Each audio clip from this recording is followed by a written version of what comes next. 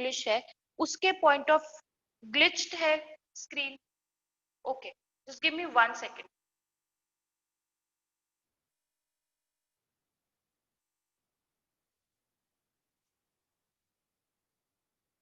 Verb agreement, it's a very very important topic. अब मैं आपको बताती हूँ क्यों। देखो, जब हम स्पोकन इंग्लिश करते हैं या कहीं लिखते हैं या कोई हमारे पेपर के अंदर स्पेशली एरर स्पॉटिंग के जो क्वेश्चंस होते हैं, एरर स्पॉटिंग के क्वेश्चंस हैं या फिल इन द ब्लैंक्स के क्वेश्चंस हैं, उनके अंदर इसकी बहुत ज्यादा रेलेवेंस है। उसके अंदर सब्जेक्ट वर्ब अग्रीमेंट की बहुत ज्यादा रेलेवेंस है। और आज मैं आपको जो जो पॉइंट्स बताऊंगी, जो जो रूल्स बताऊंगी ना, उसके बाद आपको ऐसा लगेगा अच्छा ये चीजें भी होती हैं, ऐसा भी होता है। ठीक है, तो ये करके एक सब्जेक्ट वर्ब अग्रीमेंट का टॉपिक है। सबसे पहले मैं आपके साथ बेसिक डिस्कस करूंगी, बेसिक डिस्कस करूंगी। और पहला बेसिक मेरा ये होगा कि सब्जेक्ट क्या होता है। इंग्लिश एज ए लैंग्वेज में सब्जेक्ट क्या होता है? सब्जेक्ट क्या होता है? कोई बता सकता है what is subject? English as a language में या किसी भी लैंग्वेज में what is subject?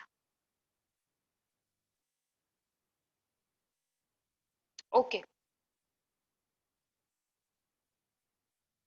Raina says doer. Okay, anyone else जो बताना चाहेगा व्हाट इज सब्जेक्ट?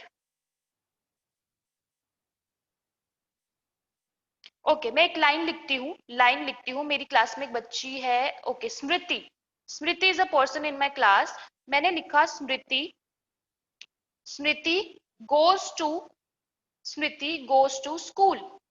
अब मुझे एक बात बताओ, क्या आप बता सकते हो इस सेंटेंस में सब्जेक्ट क्या होगा?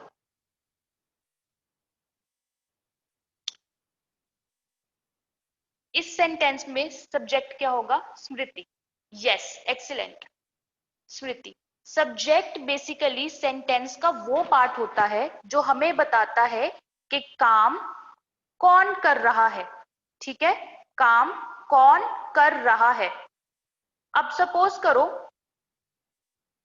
ठीक है, जो जो बंदा, जो इंसान, जो चीज मेजरली काम कर रहा होता है वो होता है हमारा सब्जेक्ट। ठीक है, जैसे जॉन इज अ बॉय, मैं बोलती हूँ John plays in the garden. अब मुझे एक बात बताओ, यहां पे सब्जेक्ट कौन है? इस सेंटेंस में सब्जेक्ट कौन सा है? जॉन। वेरी सिंपल, कैसे? क्योंकि जॉन है जो यहाँ पे काम कर रहा है, जॉन है जो यहाँ पे काम कर रहा है। बेसिक्स में यही मैंने आपको बताना है, सब्जेक्ट। सिर्फ हिंदी लैंग्वेज में सिंपल सी चीज को याद रखना, सब्जेक्ट वो चीज है, वो इंसान है जो कोई काम कर रहा हो। ठीक है, ये हमारा सब्जेक्ट क्लैरिटी होगी कि काम कौन कर रहा है, जो कर रहा है वो हमारा सब्जेक्ट ऑफ द सेंटेंस है। सेकेंड चीज जो मैं मेन फोकस करने वाली हूँ वो है वर्ब। वर्ब क्या होता है? अगर तुम्हें इन दोनों चीजें के बारे में पता है तो तुम्हारा आधा से ज्यादा काम ठीक हो जाएगा। वर्ब क्या होता है?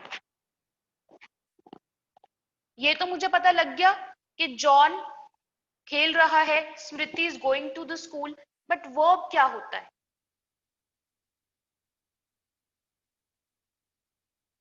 यस, अब देखो, स्मृति और जॉन ने मुझे ये, स्मृति और जॉन से मुझे ये बात पता लगती है कि ये दोनों लोग काम कर रहे हैं। वर्ब से मुझे ये पता लगता है कि क्या काम हो रहा है। एक्शन वर्ड या कोई भी डूइंग वर्ड जो होता है ना, डूइंग वर्ड, जिससे मुझे पता लगता है कि काम क्या हो रहा है, उसको बोलते हैं वर्ब। Yes, excellent. ऐसे वर्ड्स, ऐसे वर्ड्स जो मुझे बताए कि काम क्या हो रहा है, उसको हम बोलते हैं वर्ब। बहुत ही ज्यादा इंपॉर्टेंट टॉपिक है। ये बेसिक तुम्हें समझ आ जाएगा तो आधा काम तुम्हारा यहीं के यहीं ठीक हो गया। ठीक है, अब देखो, मैंने बोला स्मृति गोज टू स्कूल, मुझे इतना पता लग गया कि स्मृति मेरी सब्जेक्ट है क्योंकि ये काम कर रही है। अब क्या काम कर रही है? स्कूल जाने का, तो ये मेरा वर्ब है, ये मेरा वर्ब है। जॉन, जॉन मुझे पता लग गया मेरा सब्जेक्ट है क्योंकि जॉन तो काम कर रहा है। और जॉन क्या काम कर रहा है? He is playing, he plays, तो मुझे पता लग गया मेरा एक्शन वर्ड या मेरा डूइंग वर्ड जो है वो है प्लेस। ठीक है, मेरा डूइंग वर्ड है place. Is that okay with everyone? क्या ये बात सबको समझ आ गई? मुझे पता है स्क्रीन के अंदर कुछ ना कुछ ग्लिच चल रहा है, this something wrong with this. मुझे बताते जाना साथ साथ, किसी को भी दिक्कत आएगी तो। चलो ठीक है, इतनी बात सबको समझ आ गई। सब्जेक्ट क्या होता है? जो काम करता है, और सब्जेक्ट वो होता है जो काम करता है, और क्या काम करता है उसको कहते हैं हम वर्ब, वो होते हैं हमारे एक्शन वर्ड्स। ठीक है, इतना बात तुमको समझ आ गई तो नेक्स्ट चले हम लोग। चलो, यहां तक किसी को दिक्कत नहीं ना थी? क्योंकि देखो ये हमारी जो क्लास है ना, मेरी क्लासेस स्पेशली ऐसे चलती हैं, बेसिक लेवल, फिर लेवल 1 2 3 करके। अभी हमने बहुत कॉम्प्लिकेटेड चीजें सीखनी है, और तो शुरू में अपने बेसिक्स क्लियर रखना। अब सेकंड चीज जो मैं तुम्हें बताने लगी हूं वो है बेसिक्स ऑफ सिंगुलर प्लूरल। अब जो हमारा सब्जेक्ट वर्ब अग्रीमेंट है ना, मैं इसकी हेडिंग को ब्रेक करती हूँ।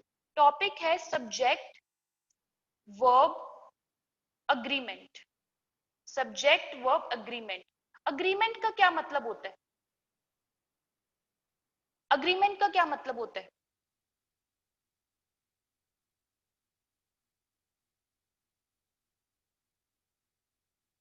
Anyone? What do you mean by agreement? Yes, हाँ, आपस में मेल जोल। समझ लो सब्जेक्ट और वर्ब का आपस में मेल जोल। तो मेरे पास ना, सपोज करो एक मैंने बिजनेस स्टार्ट करना है, और मैंने बिजनेस में एक मशीनरी लगानी है, और वो मशीनरी है 10 लाख रुपए की। तो ऑब्वियसली मैं उसी पार्टी को बेचूंगी ना जिस पार्टी के पास 10 लाख रुपए होंगे। इसी तरह से अग्रीमेंट, अग्रीमेंट उन लोगों के बीच में होती है जो बराबर के होते हैं, जो बराबर के होते हैं। ये बात याद रखना, कोई भी अग्रीमेंट, कोई भी जो वर्क रिलेशनशिप होता है वो बराबरी में होता है।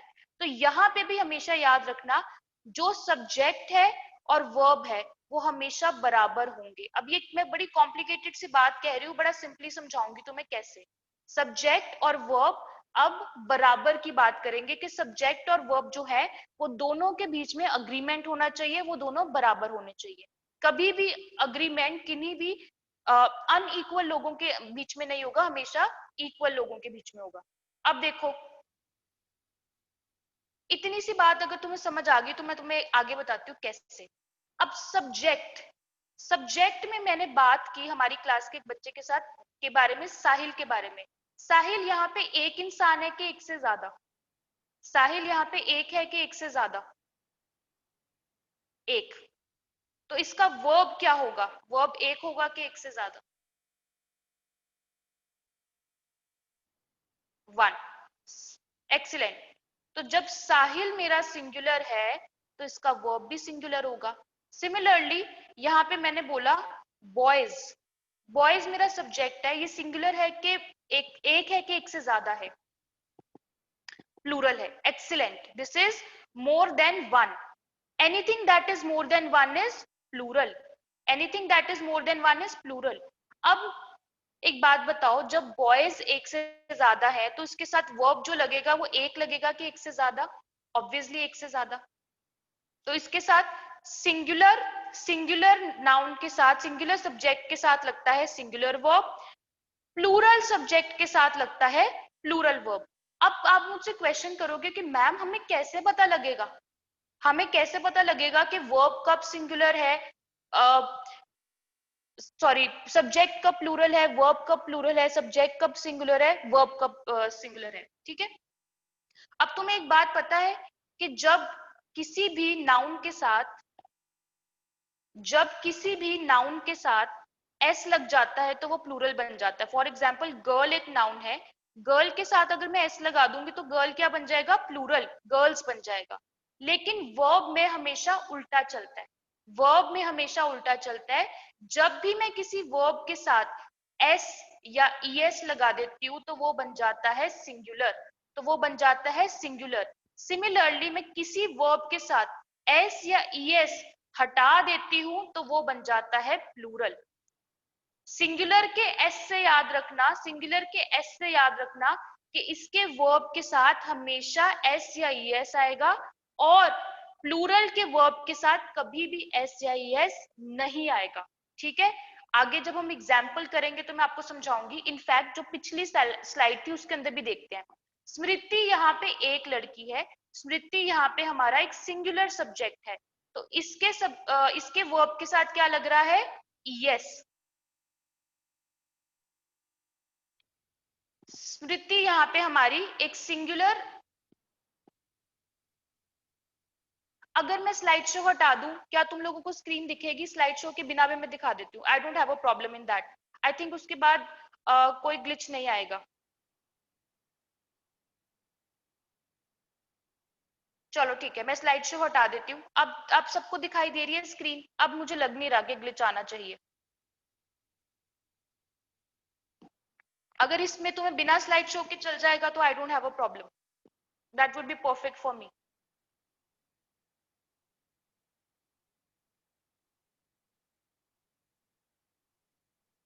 चलो ठीक है, thanks for being very cooperative class, thank you. Okay, तो अब यहाँ पे देखो, स्मृति तो मेरी सिंगुलर थी, स्मृति मेरी क्या थी, सिंगुलर। तो उसका वर्ब के साथ क्या लगा, एस या ईएस। जॉन मेरा क्या था, जॉन मेरा था सिंगुलर, तो इसके वर्ब के साथ क्या लगा, एस या ईएस। हमेशा याद रखना, हमेशा याद रखना, जब भी मेरा सब्जेक्ट, 100% जूम कर दूं?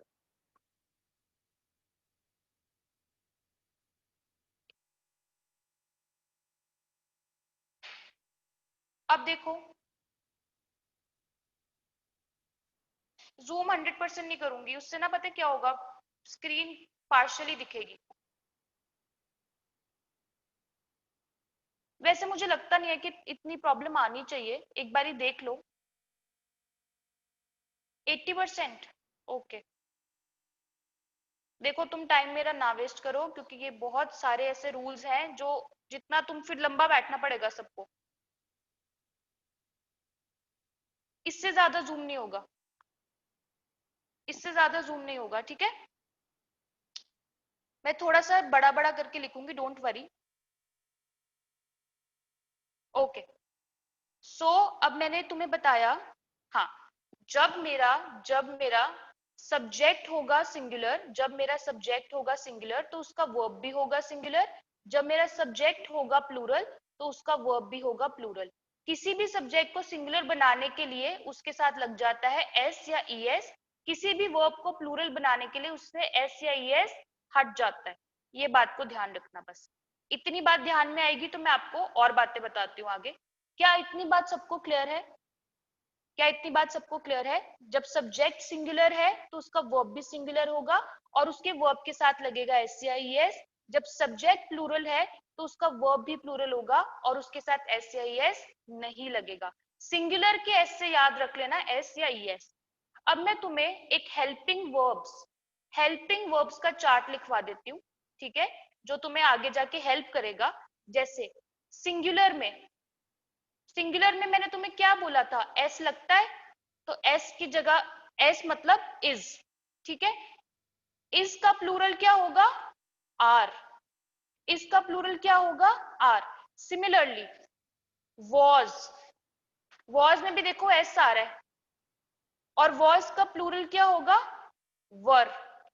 हैज, हैज में भी देखो एस आ रहा है, और हैज का प्लूरल क्या होगा, हैव। Is that okay? अब तुम खुद पैटर्न को फॉलो करो। मैंने क्या बोला था, सिंगुलर में एस या ईएस आता है, तो यहाँ पे एस सब में आ रहा है, और प्लूरल में एस कहीं पे भी नहीं आ रहा। अब एक और चीज देखो, do,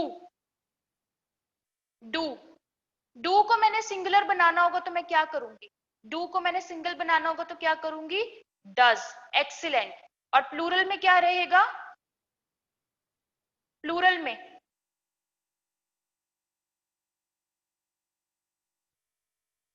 yes, excellent, very very good. Plural में हमेशा डू ही रहेगा। फिर याद करना, नो एस और ईएस। सिमिलरली गो, गो का क्या बनेगा, सिंगुलर में गो का क्या बनेगा, यस, गोज। और प्लूरल में कुछ भी नहीं लगेगा इसके आगे।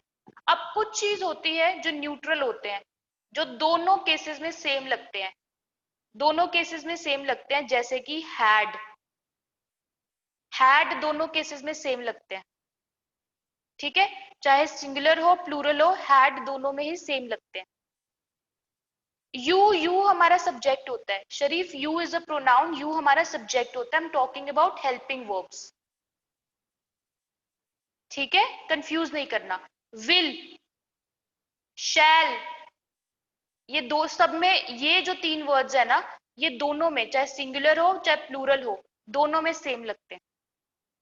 इसी तरह से अपनी कॉपी के अंदर टेबल बना लेना, रिवीजन के टाइम पे बहुत हेल्प मिलती है अगर ऐसा हमने बिल्कुल टैबुलर फॉर्म में कुछ बना के रखा हो। Yes, excellent, did, did, excellent Sahil. तो ऐसे एक टेबल बना के रख लेना अपनी कॉपी में। सबने नोट डाउन कर लिया है? Should I move to next rule? अगर इतना हेल्पिंग वर्ब का हो गया है तो वो अदिति जो आप वेंट कह रहे हो ना, हाँ लिख लो, कोई बात नहीं, आई वेट। जो आप वेंट बोल रहे हो ना, वो आता है गो, वेंट, वेंट, ठीक है, तो वो अलग होता है। वर्ब्स की थ्री फॉर्म्स होती हैं, ठीक है, वो अलग चीज होती है। लेकिन ये मैं हेल्पिंग वर्ब्स की बात कर रही हूँ, केवल हेल्पिंग वर्ब्स की। इन्हीं में हमें मेजर प्रॉब्लम आती है, इज में, ठीक है, वॉज में, हैज में, डज में, गोज में। बस याद रखना सिंगुलर हमेशा एस या ई एस वाले होते हैं, हमेशा याद रखना जब भी कंफ्यूजन हो।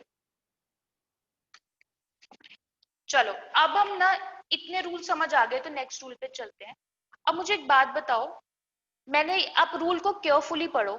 When the subject of the sentence is composed of two or more nouns or pronouns connected by and, use a plural verb except when the idea is same।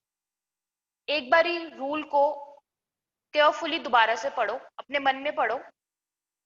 When the subject of the sentence is composed of two or more nouns or pronouns connected by and, use plural verb except when the idea is same। ये एक बहुत ही ज्यादा important topic है, idea is same.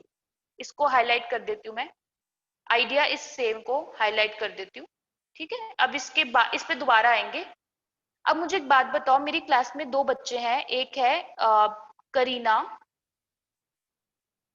And स्मृति। यहां पे लिखा है two or more nouns are connected by and. Kareena मेरा नाउन नंबर 1 है एंड स्मृति मेरा नाउन नंबर 2 है, and they are connected by and. तो मुझे एक बात बताओ, यहाँ पे क्या आएगा? Kareena and Smriti dash done their work. यहाँ पे क्या आएगा? हैज आएगा कि हैव आएगा? सिंगुलर आएगा कि प्लूरल आएगा?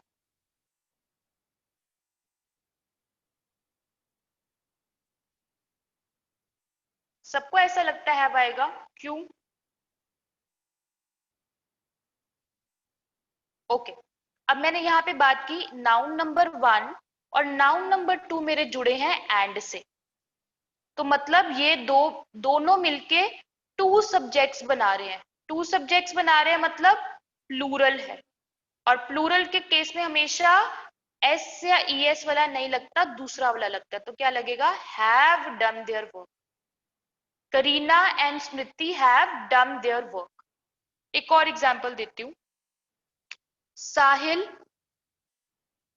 And Aditi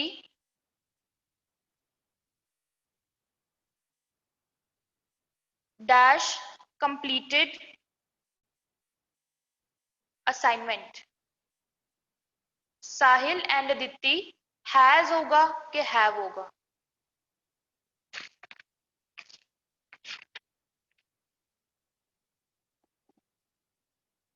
yes, Sahil subject 1, Aditi subject 2, तो दोनों क्या हो गए मिलके? प्लूरल।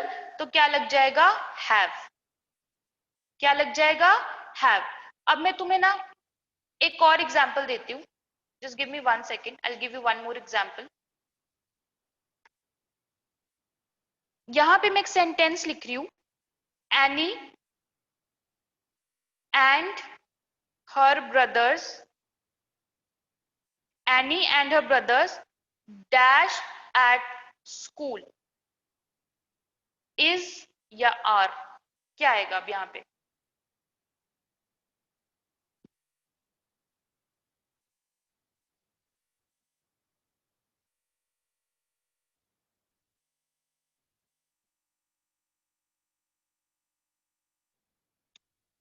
ओके,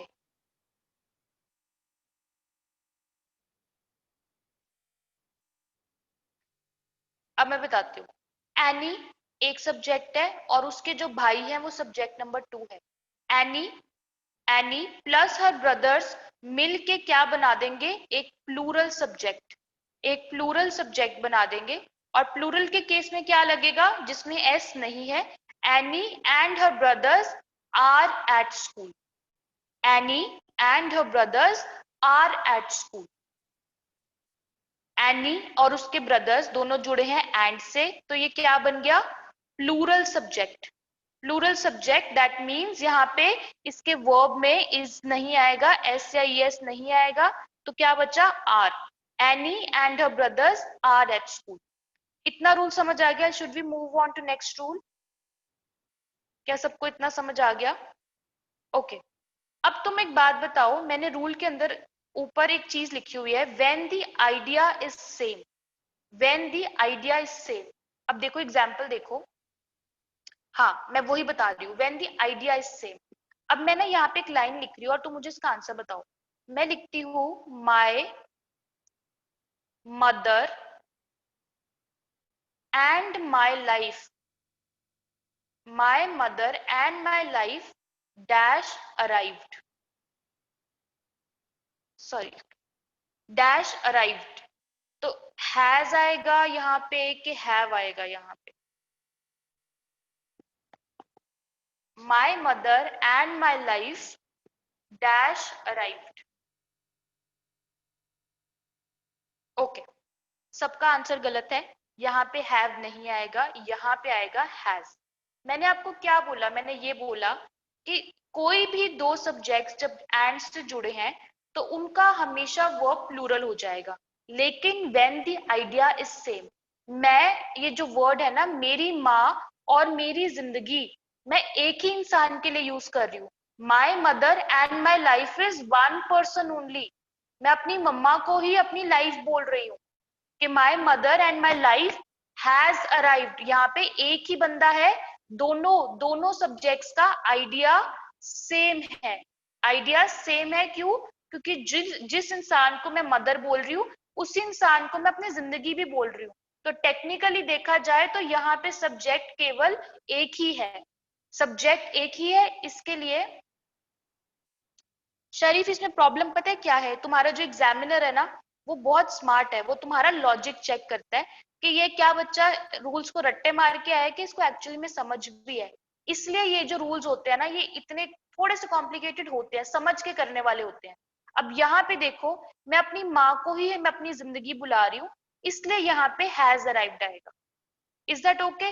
अब जैसे मैंने बोला, bread and butter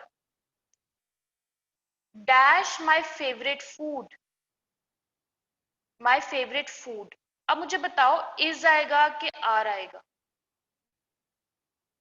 bread and butter dash my favourite food. Yes, excellent, it's is. Y?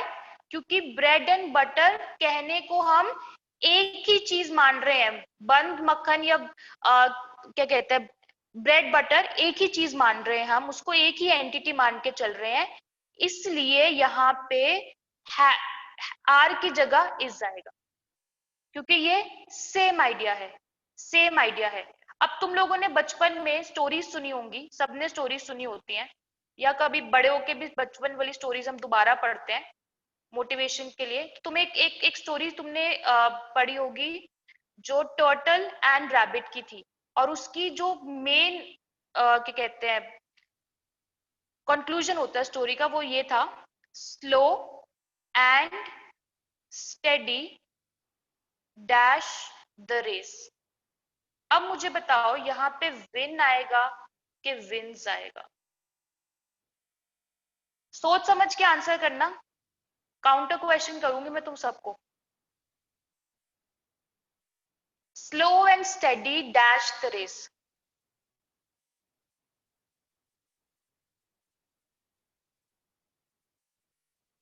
Okay, अब यहाँ पे भी देखो आइडिया सेम है। स्लो एंड स्टेडी मतलब जो इंसान धीरे काम करता है लेकिन कॉन्टिन्यूसली काम करता है। बोथ आर, देखो यहाँ पे ना कहने को बोथ आर डिफरेंट है, लेकिन जो कहने जो जो जो ऑथर है, जो बंदा आपको बता रहा है वो बात, उसके दिमाग में इस चीज का आइडिया सेम है। स्लो एंड स्टेडी मतलब वो इंसान जो धीरे काम करता है लेकिन कॉन्टिन्यूसली काम करता है, वो हमेशा रेस को जीतता है। तो यहाँ पे भी जो ऑथर है उसका आइडिया सेम है दोनों वर्ड्स को लेके, इसलिए यहाँ पे विन्स आएगा। वो यहाँ पे एक ही इंसान की बात कर रहा है, वो इंसान जो स्लो भी है। Yes, the person the author is describing a single person who slow also but he is study in doing his work. वो कॉन्टिन्यूसली अपना काम करता है, ही डेफिनेटली विन्स द रेस। यहाँ पे author is talking about one person only, is not talking about two people, is talking about one person. That is why it will be wins the race। यहाँ पे हम इसको लेंगे singular, और singular के verb में क्या लगता है हमेशा, एस या ईएस, तो आएगा wins the race, not win the race. क्या ये रूल क्लियर है? क्योंकि इसके बाद में और कॉम्प्लिकेशन करने वाली हूं, अभी क्लैरिटी है, नेक्स्ट रूल और कॉम्प्लिकेट हो जाएगा। पक्का सबको क्लियर है? नेक्स्ट पे चले। नोट डाउन कर लिया है सबने? जो ये एग्जाम्पल्स लिखवा रही हूँ ना पेपर में, यहीं से क्वेश्चन आता है। चलो ठीक है, नेक्स्ट पे चलते हैं। कोई भी बच्चा जिसको दिक्कत होगी प्लीज अभी पूछ लो मुझसे। नेक्स्ट रूल अभी और ज्यादा कॉम्प्लिकेट करेगा तुम्हें।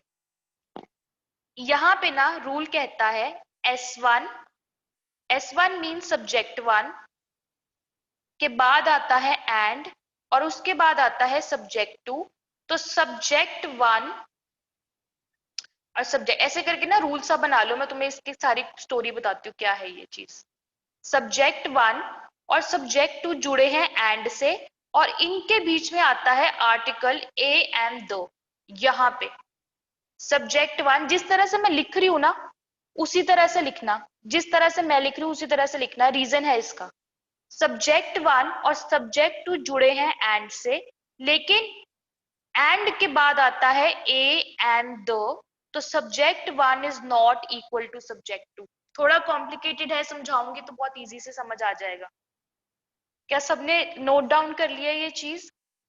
जब एक सब्जेक्ट दूसरे सब्जेक्ट से एंड से जुड़ा होता है, ठीक है, और उस एंड के बाद आता है ए एंड द, तो सब्जेक्ट वन और सब्जेक्ट टू दो डिफरेंट चीजें होती हैं। फॉर एग्जाम्पल मैं एक लाइन लिख रही हूं, the prime minister and the defence minister dash arrived.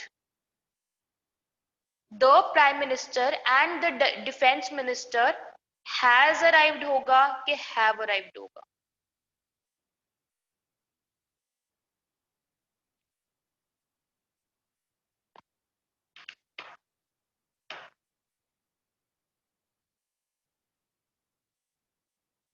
सबको ऐसा लगता है हैव? यस। क्यों? देखो ये है सब्जेक्ट वन और ये है सब्जेक्ट टू, और ये जुड़े हैं एंड से, ये जुड़े हैं एंड से, और एंड के बाद आ रहा है आर्टिकल दो। मैंने क्या बोला है, अगर एंड के बाद आर्टिकल आता है ए एंड या दो, तो सब्जेक्ट वन और सब्जेक्ट टू दो डिफरेंट लोग हैं, डिफरेंट पर्संस हैं। जब ये दोनों डिफरेंट पर्संस है तो मतलब ये दो सब्जेक्ट्स हुए, तो इसके साथ हैज ना लग के लग जाएगा हैव। अगर मैं सेम सेंटेंस को थोड़ा सा ट्विस्ट करती हूँ, आई ट्विस्ट दिस सेंटेंस, और मैं यहाँ पे तुमसे दोबारा पूछती हूँ एक डिफरेंट फॉर्म में, रुको। अब मैं तुमसे पूछती हूँ, the prime minister and defence minister dash arrived.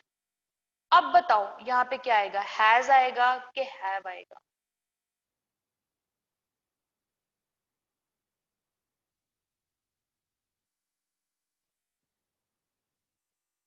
Yes, excellent. यहाँ पे क्या आएगा, हैज। क्यों?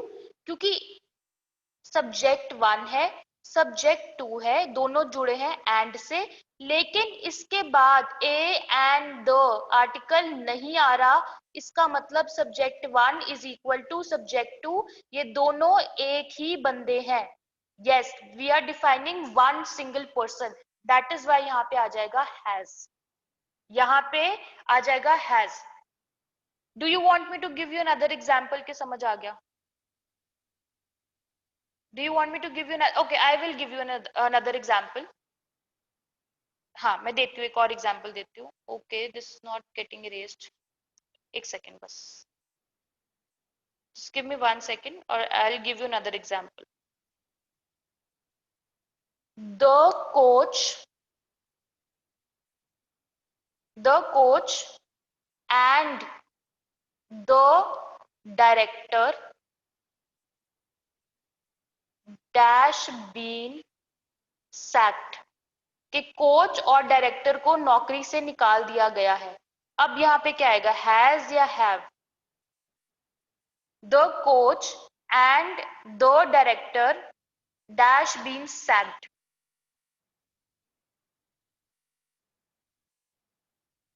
यस, यहाँ पे आएगा हैव। क्यों? क्योंकि मैं बात कर रही हूं सब्जेक्ट वन और सब्जेक्ट टू। सब्जेक्ट वन है मेरा कोच, सब्जेक्ट टू है मेरा डायरेक्टर, ये जुड़े हैं एंड से, और एंड के बाद आ रहा है एक आर्टिकल दैट इज द। तो मतलब सब्जेक्ट वन और सब्जेक्ट टू दो डिफरेंट लोग हैं, दो डिफरेंट पर्सन्स हैं, इसलिए यहाँ पे आएगा हैव। ठीक है, अगर यहाँ पे दो ना लगा होता, द कोच एंड डायरेक्टर, फिर क्या आता? फिर आता हैज। एक्सीलेंट। क्यों? क्योंकि द कोच एंड डायरेक्टर दो डिफरेंट लोग हैं, सॉरी सेम लोग हैं, सेम लोग हैं, इसलिए यहाँ पे आ जाएगा हैज। ये रूल क्लियर है? तो नेक्स्ट पे चले। सबको क्लियर है? Anyone with any doubts here? चलो ठीक है, let's move to next rule.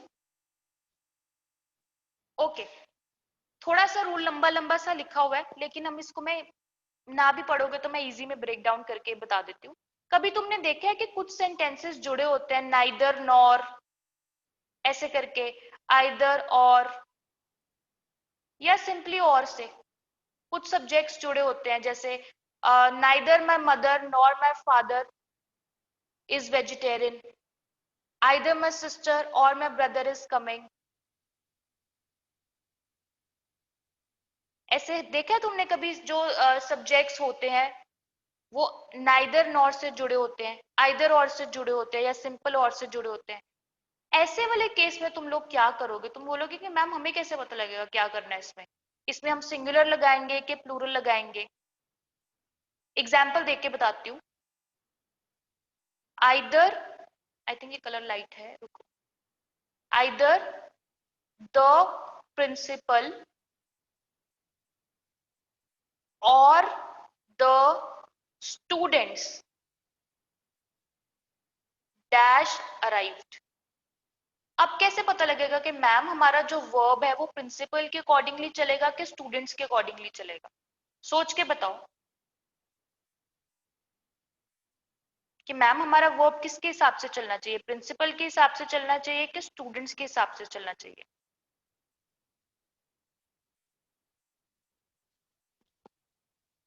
Anyone? अच्छा, किसी के भी हिसाब से? स्टूडेंट्स के हिसाब से? अच्छा, सोच के बताओ।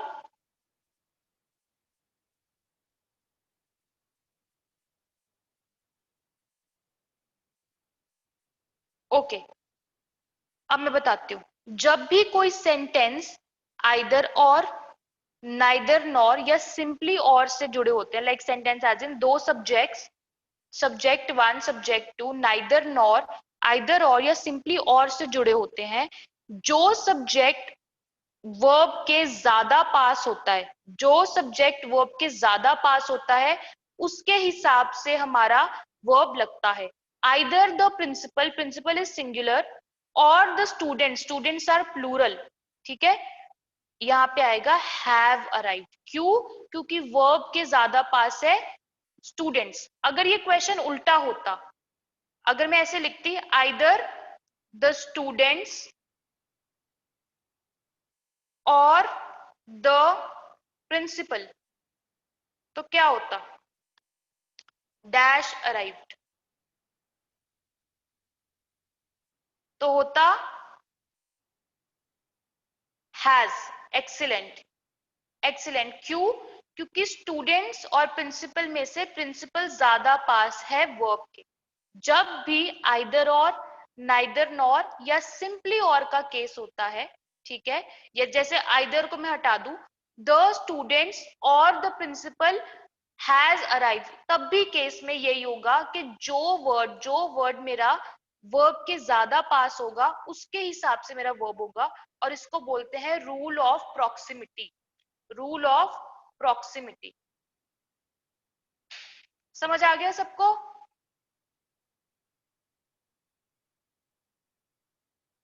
चले आगे। एक और एग्जाम्पल दे दूं? चलो ठीक है, मैं एक और एग्जाम्पल देती हूँ। ध्यान से देखना, एक एग्जाम्पल मैं लिख के बता रही हूँ, इसका मुझे आंसर बताओ। देखो, किसी को प्रॉब्लम है ना तो साथ साथ पूछते रहना। ये रूल्स ऐसे हैं कि एक बार ही नहीं समझ आएंगे तो फिर ऊपर से जाएंगे। Either my shoes or your coat, either my shoes or your coat dash always on the floor. Is या आर? जिस बच्चे का डाउट था वो सबसे पहले आंसर देगा मुझे। शरीफ का, ओके। अब देखो, यहाँ पे दो सब्जेक्ट है, सब्जेक्ट वन और सब्जेक्ट टू, ये जुड़े हैं आइदर या और से। तो मैं देखूंगी कि मेरे वर्ब के पास कौन सा सब्जेक्ट है। तो मैंने देखा कि मेरे वर्ब के पास है सब्जेक्ट नंबर टू। तो मुझे पता लगा कोट तो मेरा सिंगुलर है, कोट तो मेरा सिंगुलर है, मैं सिंगल कोट की बात कर रही हूं, तो लग जाएगा इज। या तो मेरे जूते या तुम्हारा कोट हमेशा जमीन पर पड़ा होता है। Either my shoes or your coat is always on the floor. अब समझ आ गया सबको? Anyone with any doubts? Next rule पे चलें। देखो, जैसे जैसे क्लास बढ़ती जाएगी रूल्स और टफ होते जाएंगे। ये काफी कॉम्प्लिकेटेड टॉपिक है और बहुत इंपॉर्टेंट टॉपिक है। अच्छा, रूल नहीं नोट कर पाए, कोई बात नहीं, तुम, I am giving you 30 seconds, फटाफट नोट कर लो। देखो स्क्रीन पे मैंने कर दिया है।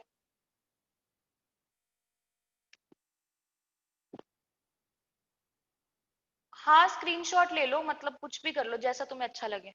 बट ये मत करना कि स्क्रीनशॉट्स लेके घुमा देना, कहीं ना कहीं इसका कोई रिकॉर्ड बना के जरूर रखना रूल्स का।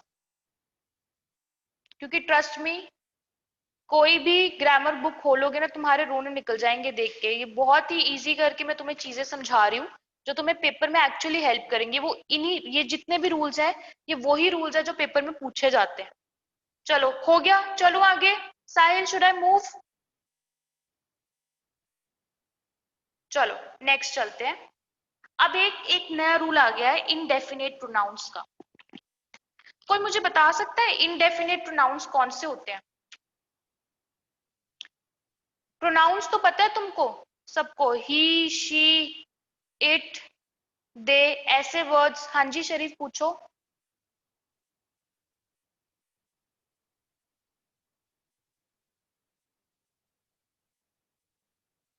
बताओ बताओ, डाउट क्या है? हाँ हाँ, नाइदर नॉर का भी सेम रूल। नाइदर नॉर और, इन तीनों केसेस में सेम रूल चलेगा। मैंने एग्जाम्पल नहीं दिया है, जब तुम शीट सॉल्व करोगे ना तुम्हें आ जाएगा, कोई बात नहीं। अच्छा, एक्चुअली रूल्स बहुत ज्यादा है इसलिए मैं बहुत ज्यादा एग्जाम्पल्स नहीं दे पाऊंगी। फिर भी कोशिश मेरी यही रहेगी कि तुम्हें चीज समझ आ जाए, टॉपिक लॉजिक समझ आ जाए। अच्छा, इनडेफिनेट प्रोनाउंस क्या होते हैं? प्रोनाउंस तुम सबको पता है, pronouns are the words that are used in place of nouns, like he, she, it, they, etcetera. Indefinite pronouns वो प्रोनाउंस होते हैं जो मुझे पता नहीं है मैं किसके बारे में बात कर रही हूँ डेफिनेटली। मुझे नहीं पता मैं डेफिनेटली किसके बारे में बात कर रही हूँ। फॉर एग्जाम्पल, ईच, मैंने अपने सारे स्टूडेंट्स को बोला हाँ that can not be determined. For example मेरे बहुत सारे बच्चे बैठे हैं और वो सारे बातें कर रहे हैं, मैं बोल रही हूँ each one of you is very talkative. Each one of you is very talkative means हर कोई तुम में से बहुत ज्यादा टॉकेटिव है। मैं किसी स्पेसिफिक बंदे या स्पेसिफिक इंसान की बात ना करके हर एक बच्चे की बात कर रही हूँ कि each one of you is very talkative. Each one यहाँ पे लिख लेते हैं, ठीक है। नेक्स्ट है एवरीवन। जब मैं बात करती हूँ एवरीवन की, एवरीवन मतलब सब लोग, मैं किसी स्पेसिफिक बंदे की बात ना करके मैं एवरीवन की बात कर रही हूँ, मतलब सब लोग। फॉर एग्जाम्पल मैं बोलूंगी एवरीवन इज ऑन हिज और हर फोन दीज डेज, कि आज के दिनों में, आजकल के दिनों में हर इंसान अपने फोन पे लगा है, ठीक है। तो एवरीवन का मतलब है हर कोई, बट मैं किसी डेफिनेट इंसान की बात नहीं कर रही, ठीक है। Everyone, everybody, everybody, anyone, anybody. जैसे सपोज करो मेरी क्लास में तुम लोग बैठे हो, नहीं Sahil, these are not, little and more are not indefinite pronouns, these are adjectives, these are not pronouns। someone is for example, मैं ना क्लासरूम में पढ़ा रही हूँ और मैं ना किसी की आने की आवाज सुनती हूँ, मैं किसी की आने की आवाज सुनती हूँ और मैं बोलती हूँ someone is coming towards the room। अब मुझे बताओ क्या someone मुझे पता है कौन है? नहीं पता। हाँ, नो वन का ना अलग से रूल होता है, नो वन को हम यहाँ पे नहीं करेंगे, नो वन का एक अलग से रूल होता है, वो मैं तुम्हें अलग से करवाऊंगी। एनीवन, अच्छा एनीवन, समवन, नोबडी, नोबडी यहाँ पे आएगा। समबडी, जो मैं लिखवा रही हूँ ना वही लिखना, अपने आप से कुछ मत ऐड करना। समवन लिखवा दिया, यस। एवरीथिंग, समथिंग, एनीथिंग, और लास्ट में लिख लो आइदर एंड नाइदर। अब यहाँ पे डिफरेंस समझना, पिछले सेंटेंस में आइदर और नाइदर के साथ और था, नॉर था। इस सेंटेंस में, इस पार्ट में सिर्फ आइदर की बात कर रही हूं। जब कोई सेंटेंस में सिर्फ आइदर हो या सिर्फ नाइदर हो, और नहीं होना चाहिए और नॉर नहीं होना चाहिए। मैं उस सेंटेंस का रूल पहले करवा चुकी हूं, ये डिफरेंट रूल है, कंफ्यूज मत करना। आइदर होता है दोनों में से एक और नाइदर होता है दोनों में से कोई भी नहीं। Either of you is eligible for the job, कि दोनों में से कोई भी एलिजिबल है जॉब के लिए। Neither of you is eligible for the job, तुम में से कोई भी एलिजिबल नहीं है जॉब के लिए, ठीक है। यहाँ पे क्या रब हो गया, समथिंग, ओके। समझ रहे हो बात को? आइदर और नाइदर नॉर होता है जब मैं दो सब्जेक्ट की बात कर रही हूँ। आइदर नाइदर डिफरेंट चीज होती है। आइदर होता है आइदर ऑफ यू, हाँ, either of you is eligible for the job, neither of you is eligible for the job, मतलब तुम में से कोई भी एक जॉब के लिए एलिजिबल है या तुम में से दोनों ही नहीं जॉब के लिए एलिजिबल हो। तो ये है हमारा, ये सारे जो इनडेफिनेट प्रोनाउंस होते हैं, तुम्हारे हिसाब से इसके साथ क्या लगना चाहिए, सिंगुलर के प्लूरल? ये जितने भी मैंने इनडेफिनेट प्रोनाउंस लिखे हैं, तुम्हारे हिसाब से इसके साथ क्या लगना चाहिए, सिंगुलर वर्ब लगना चाहिए कि प्लूरल वर्ब लगना चाहिए?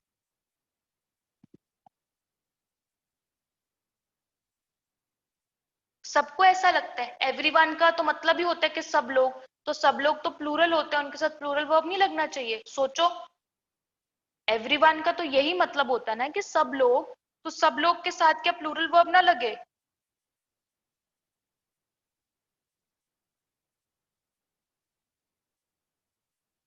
सोचने वाली बात है। अच्छा, अब बताती हूँ। हाँ, एक चीज का ना हमेशा याद रखना, no matter what, no matter what, जो वर्ड्स मैंने तुम्हें यहाँ पे लिखवाए हैं ना, इनके साथ हमेशा हमेशा सिंगुलर वर्ब ही लगेगा। अपनी कॉपी के अंदर ये सारे वर्ड्स लिख के इसके साथ एक बड़ा सा ऐसे लिख लो सिंगुलर वर्ब, बड़ा सा सिंगुलर वर्ब लिख लो, ताकि तुम्हें याद रहे कि no matter what the condition is, ये सारे वर्ड्स के साथ हमेशा क्या लगेगा, सिंगुलर वर्ब। और जिन जिन चीजों की मैं लिस्ट बनवा रही हूँ ना भाई, लिस्ट बनवा ले, लिख लेना सब लोग, बहुत मुश्किल आती है बाद में, कंफ्यूजन होती है बहुत ज्यादा। ठीक है, क्या इतनी बात सबको समझ आई? इन सारे वर्ड्स के साथ हमेशा क्या लगता है? Singular verb.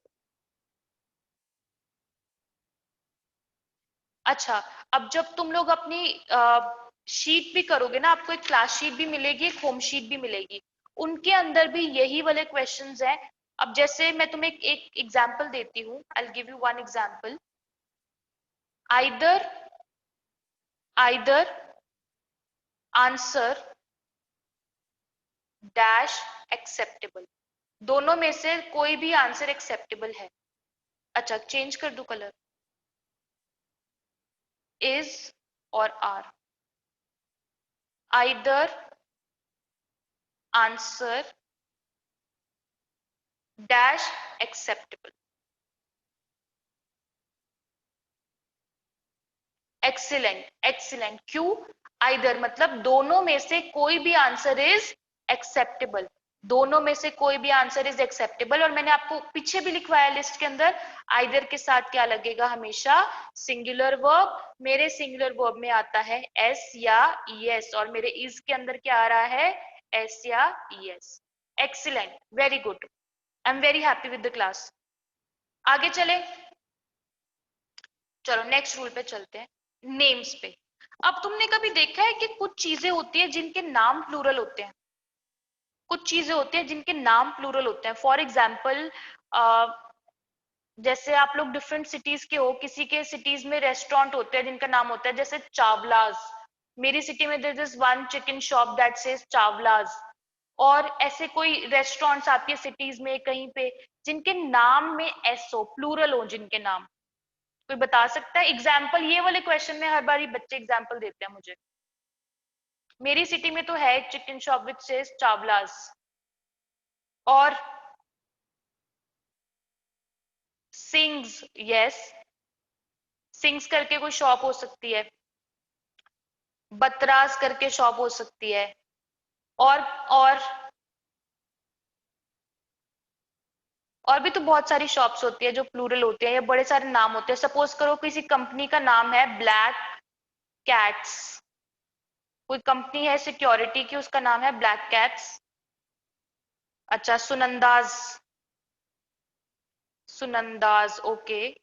सबकी सबकी सिटी में कोई ना कोई शॉप होएगी होएगी, इतना मेरे को पता है।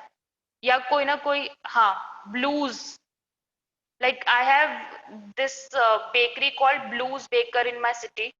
Blues Baker is a bakery in my city. Then any other thing,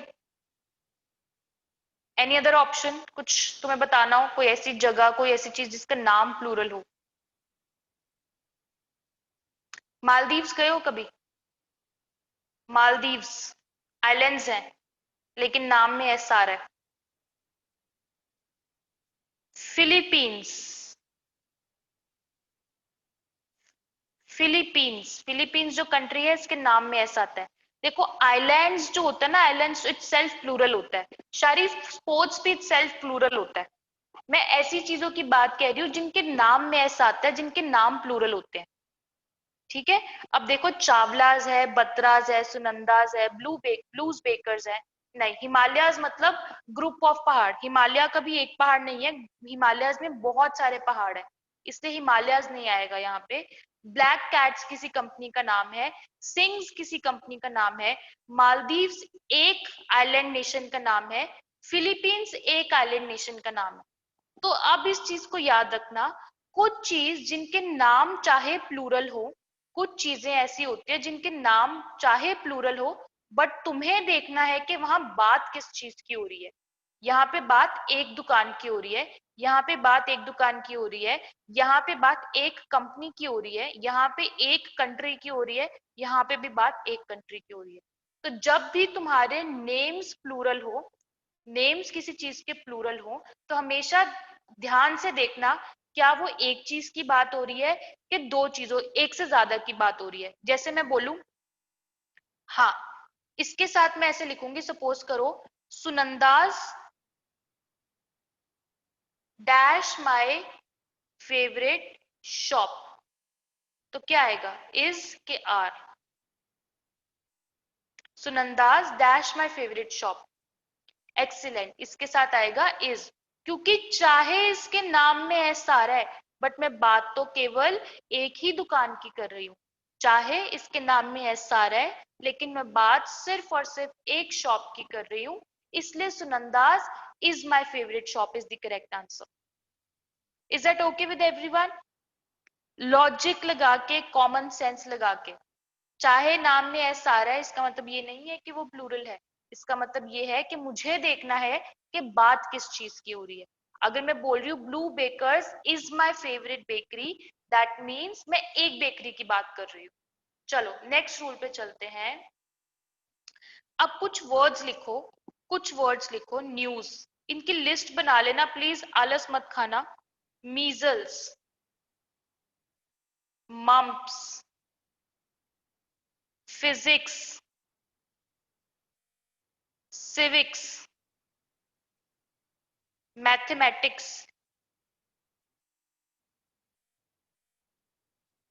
headquarters, ये सारे वर्ड्स लिखो। मेरी हैंडराइटिंग सबको समझ आ रही है? I have a very bad handwriting, I am trying to write neatly but still. कोई ऐसा होगा तो जिसको नहीं आ रही होगी please let me no.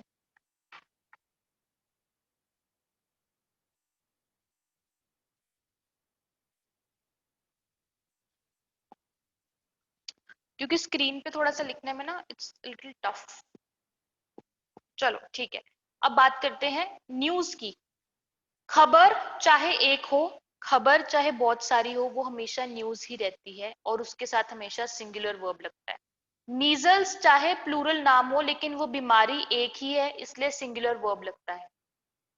Mums, mums में चाहे एस आता हो, बीमारी वो एक ही है, इसके साथ सिंगुलर वर्ब लगेगा। फिजिक्स, एस आता है लेकिन सब्जेक्ट क्या है, एक ही है, सिंगुलर वर्ब लगेगा।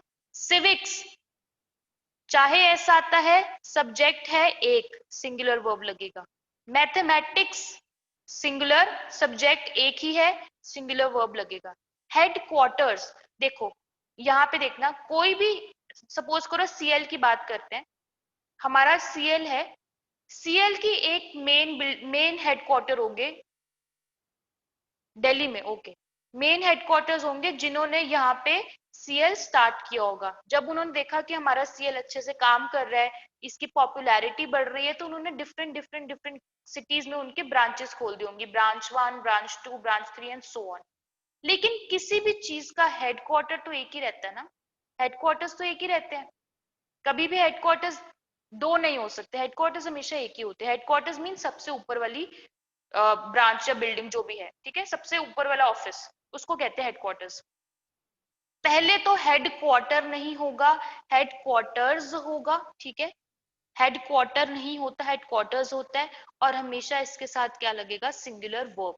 जस्ट बिकॉज ये हेडक्वार्टर्स बोलने में आता है इसके साथ, इसका मतलब ये मत सोचना कि प्लूरल वर्ब लगेगा, इसके साथ हमेशा लगेगा सिंगुलर वर्ब। किसी भी चीज के हमेशा एक ही हेडक्वार्टर्स होते हैं, ठीक है। जो बाकी ऑफिसेज होते हैं थ्रू आउट द कंट्री या वर्ल्ड, वो ब्रांचेस होती, वो ब्रांचेस होती हैं। अब किसी एमएनसी को देख लो, उनके हेडक्वार्टर्स कहीं पे होंगे, लेकिन बहुत सारे थ्रू आउट द वर्ल्ड उनके ब्रांचेस होंगे, तो हेडक्वार्टर्स के साथ हमेशा क्या लगेगा, singular verb. Is that okay? चले नेक्स्ट, क्या मैं बढ़ सकती हूँ आगे? कोई बच्चा, किसी को कोई डाउट है अभी के अभी पूछ लो।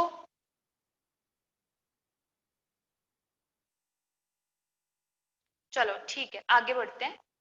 नेक्स्ट, कलेक्टिव नाउन्स, बड़ा इंपॉर्टेंट रूल है ये वाला, और बड़े ध्यान से समझना, एक सेकेंड, ओके। कलेक्टिव नाउन्स, कुछ नाउन्स होते हैं, कुछ ऐसे वर्ड्स होते हैं जो पूरी की पूरी क्लास को रिप्रेजेंट करते हैं। For example, a group of students is called class, okay. A group of team, sorry, players is called team, बहुत सारे प्लेयर्स मिलके बनाते हैं एक टीम, ठीक है। अब सपोज करो मैं कोई, आई एम एन ऑफिसर और मैं कुछ गलती करती हूँ, तो गवर्नमेंट मेरे खिलाफ 10 ऑफिसर्स की क्या बना देती है? कमिटी। ठीक है, कमिटी। तो group of people who are investigating something is a committee. Family, group of family members is called family. चाहे मेरी फैमिली में एक इंसान हो, चाहे एक से ज्यादा हो, वो फैमिली ही होता है। Class, team, committee, family. और तुम बताओ example. Army, group of soldiers is called army. चाबी के, यस, क्राउड, क्राउड। चाबी के गुच्छों को फ्लीट, एक्सीलेंट। चाबी के गुच्छों को क्या बोलते हैं? Bunch, flock. Police, yes. और हर्ड, एक्सीलेंट, हर्ड। और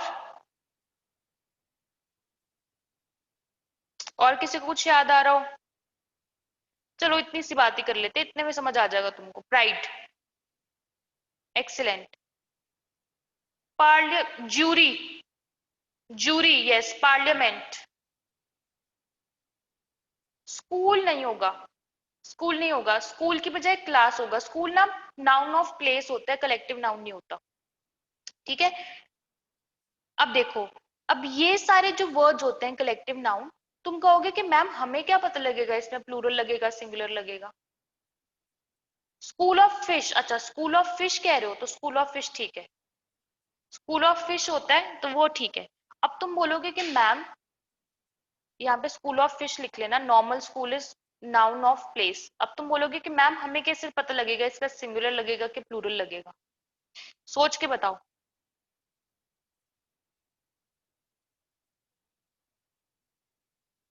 सिंगुलर वर्ब लगेगा, ओके। सोच के बताना।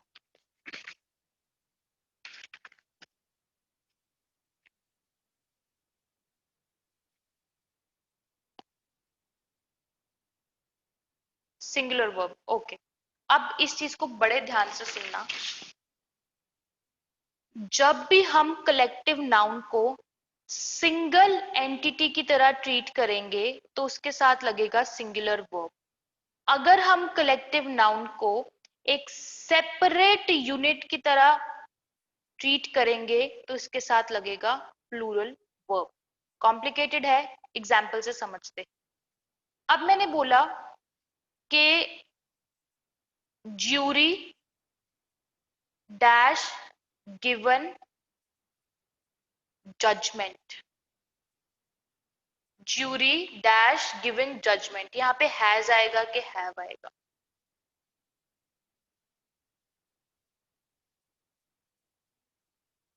ओके, बाकी लोग भी आंसर दो।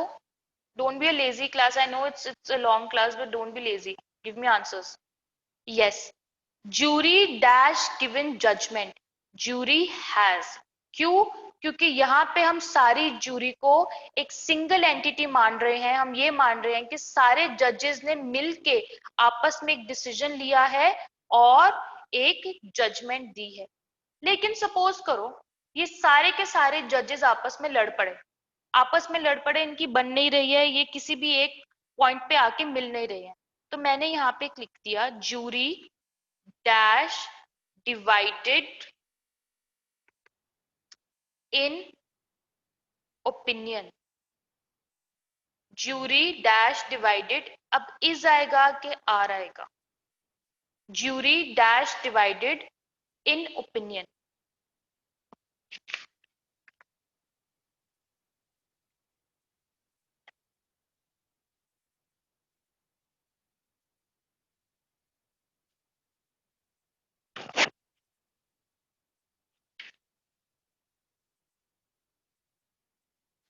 यस, यहां पे आएगा jury is divide, sorry jury are divided in their, यहाँ पे इन देयर मैंने लगा, अगर देयर लगाती तो तुम्हें पता लग जाता। Jury are divided in opinion. अब यहाँ पे जो ज्यूरी है that is not working as one single entity. In fact jury के जो सारे मेंबर्स हैं दे आर डिवाइडेड, वो आपस में लड़ पड़े हैं किसी बात को लेके, they are divided in opinion. ठीक है, तो जब भी कोई लोग डिवाइडेड है तो उनके साथ हमेशा प्लूरल वर्ब आएगा। अगर वो लोग डिवाइडेड नहीं है, सिंगल एंटिटी है, तो सिंगुलर वर्ब आएगा।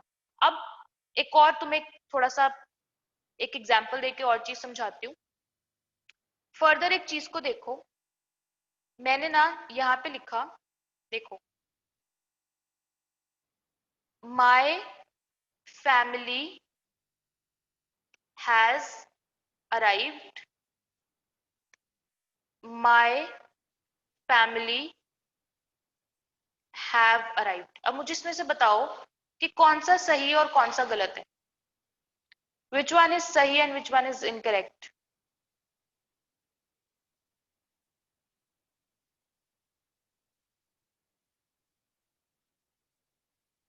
ओके, अब मैं बताती हूँ क्या दिक्कत है यहाँ पे। यहाँ पे ये दोनों के दोनों सही हैं, डिपेंड करता है कि ऑथर को क्या कहना है। अगर मैं बोल रही हूँ कि my family has arrived, that means मैं अपनी पूरी की पूरी फैमिली को एक सिंगल एंटिटी की तरह मान रही हूँ, एक सिंगल यूनिट की तरह उनको एड्रेस करके बोल रही हूँ कि मेरी फैमिली के सारे मेंबर्स इकट्ठे आ गए हैं। लेकिन अगर मैं बोलूँ माई फैमिली हैव अराइव्ड, तो ये भी गलत नहीं है। इसका मतलब है दी ऑथर वांट्स टू से कि जो मेरे फैमिली के मेंबर्स हैं वो आ गए हैं, लेकिन he is addressing every member separate. He is saying my family have arrived means मेरे फैमिली के मेंबर्स आ गए हैं। He is addressing every family member as separately.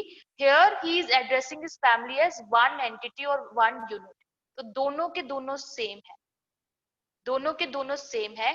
अब कोई पूछेगा कि मैम हमें पेपर में कैसे पता लगेगा, ऐसे वाला सेंटेंस जो ओपन एंडेड है वो तो नहीं आता। लेकिन अगर जैसे वो जूरी वाला था, जूरी वाला एग्जांपल, सॉरी मैंने रब कर दिया, जो जूरी वाला एग्जांपल था, तुम्हें कॉन्टेक्स्ट से समझना पड़ेगा। अगर तो जूरी जजमेंट देती है तो वो सारे के सारे मिलके बैठ के जजमेंट देते हैं ना। लेकिन अगर जूरी आपस में लड़ पड़ी है, उनके ओपिनियंस डिवाइडेड है, तो इसका मतलब वो एक साथ नहीं है, they are not one unit. That is why उन लोगों के साथ क्या आएगा, plural verb. When a collective noun is single, is treated as single unit, singular verb.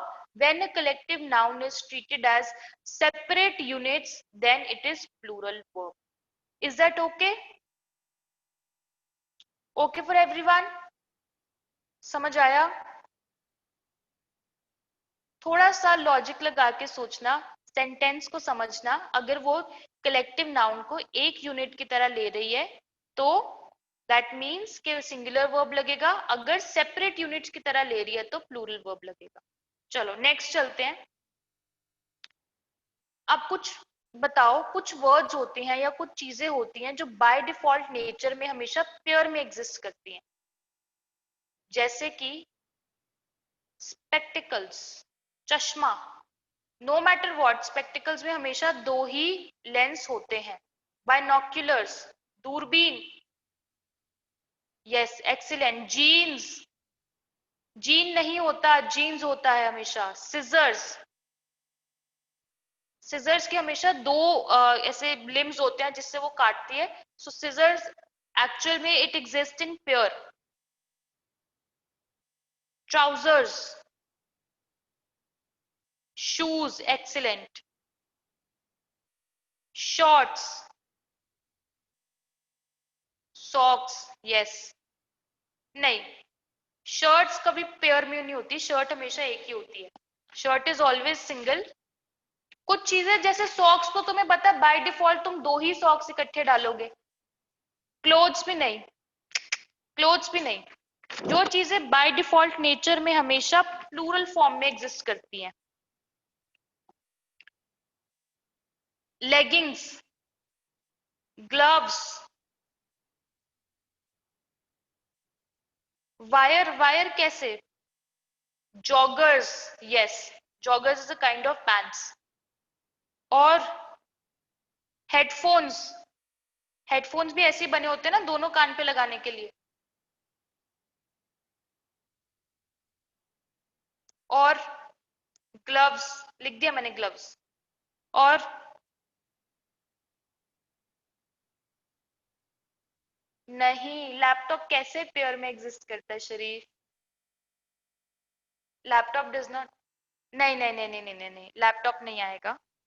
I can understand but तुम्हारा जो थिंकिंग प्रोसेस है that's not incorrect, but still we have to go by logic.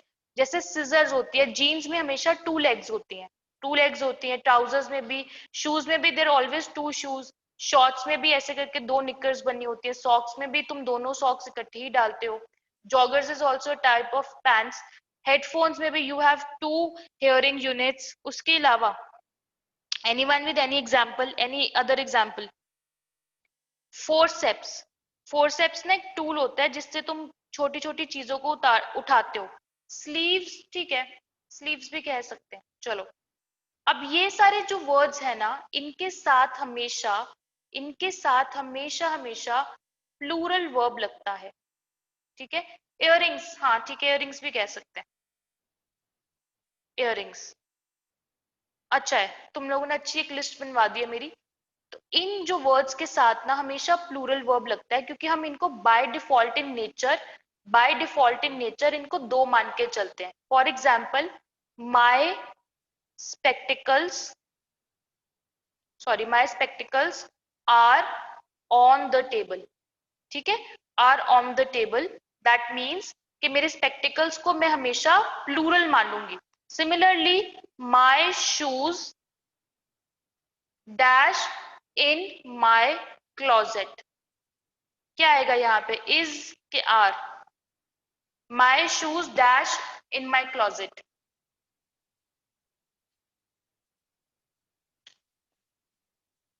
Excellent, very good, my shoes are in my closet, very good, yes, are in my closet. तो इन सब words के साथ ना हमेशा क्या आता है, प्लूरल वर्ब। लेकिन इसमें एक एक्सेप्शन है। एक्सेप्शन क्या है, अगर मैं बोलूं a pair of shoes dash, sorry, dash lying in my closet, अब यहां पे क्या आएगा, इज के आर।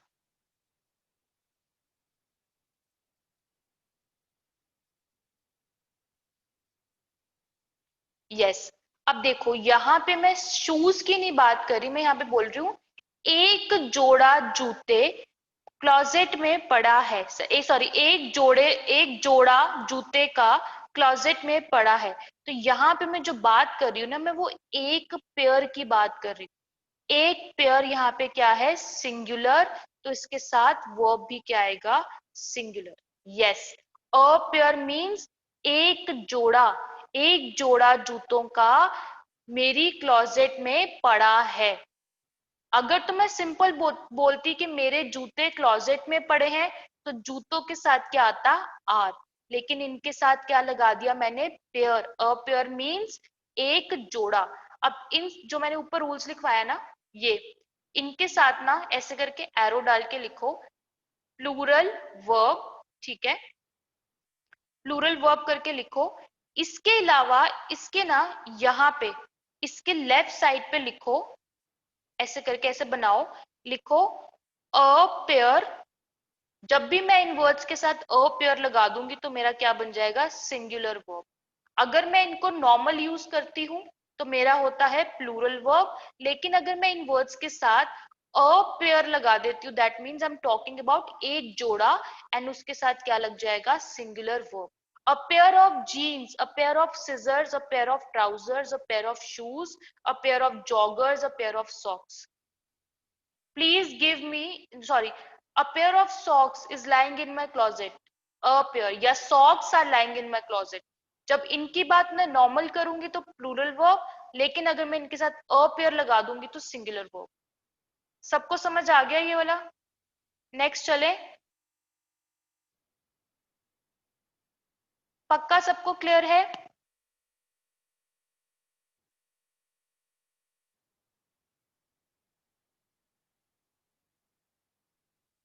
चलो एक्सीलेंट।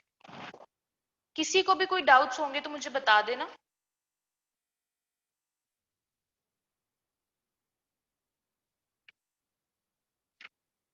नेक्स्ट रूल पे चलते हैं, वन ऑफ। वन ऑफ का क्या मतलब होता है? सब में से एक, ठीक है, सब में से एक। मैं एक लाइन लिख रही हूं, अब तुम मुझे बताओ इसमें क्या आना चाहिए। वन ऑफ माई सिस्टर्स, मेरी बहुत सारी बहनों में से मेरी एक बहन dash a doctor is are. बड़ा सिंपल सा रूल है, बट स्टिल हमें करना है क्योंकि ये पेपर में बहुत बारी पूछा जाता है।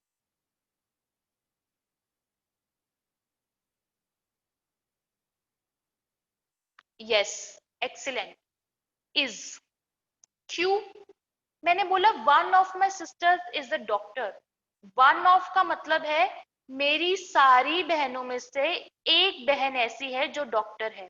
तो चाहे यहाँ पे सिस्टर्स है विच इज प्लूरल, बात तो मैं अपनी एक बहन की कर रही हूँ ना। हाँ, एक ही सिस्टर की बात हो रही है, इसलिए इसके साथ लगेगा इज। ठीक है, अब मैं एक कॉम्प्लिकेटेड सा लाइन लिख रही हूँ। अब दोबारा से देखना। Unlike my brothers, one of my sisters dash guitar. अब क्या आएगा? प्ले आएगा कि प्लेज आएगा? Unlike my brothers one of my sisters dash guitar.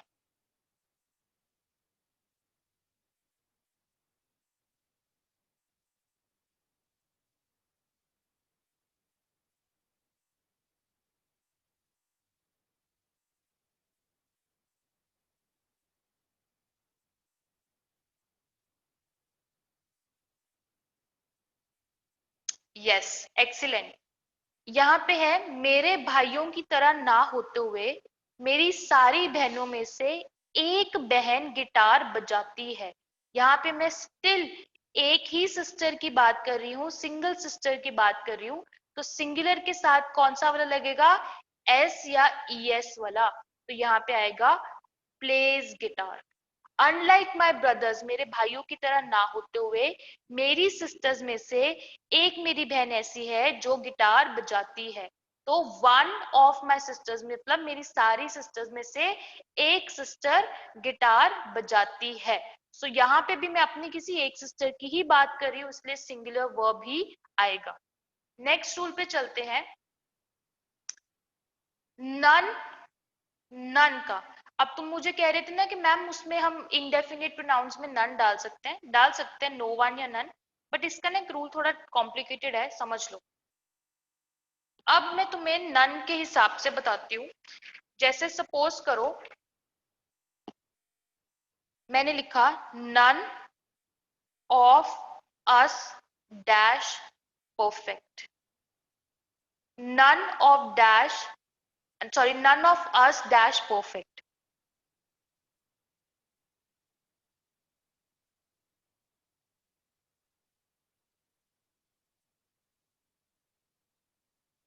Okay, अब इस चीज को ना ध्यान रखना। नन, नन के साथ हम सिंगुलर वर्ब तब यूज करते हैं जब हम नन यूज करते हैं किसी एक चीज को बताने के लिए कि एक भी नहीं। नन ऑफ अस, हम में से एक भी नहीं परफेक्ट है। लिख लो, एक भी नहीं के कॉन्टेक्स्ट में, एक भी नहीं के कॉन्टेक्स्ट में लगेगा सिंगुलर वर्ब।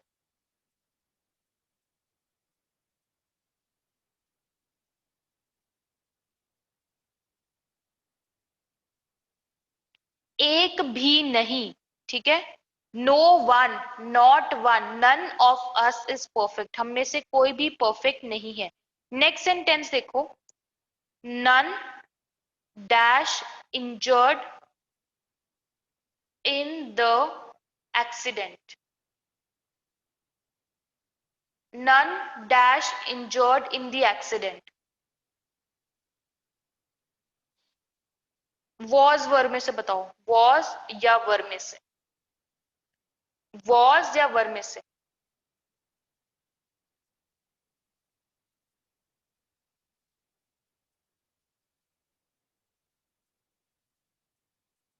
ठीक है, यहाँ पे भी वर नहीं आएगा, यहाँ पे आएगा was. No one was injured in the accident, मैंने क्या बताया, एक भी नहीं।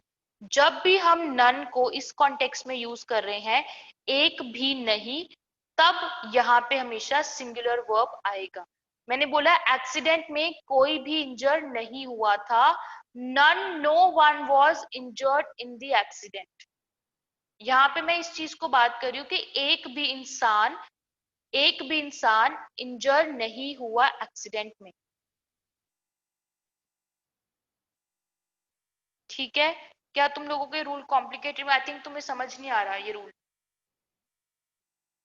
आइडिया लग रहा है तुम लोगों को इसका मैं क्या कहने की कोशिश कर रही हूँ? जब मैं कहने की कोशिश कर रही हूँ कि सारी चीजों में से कुछ भी नहीं, तब लगेगा सिंगुलर वर्ब।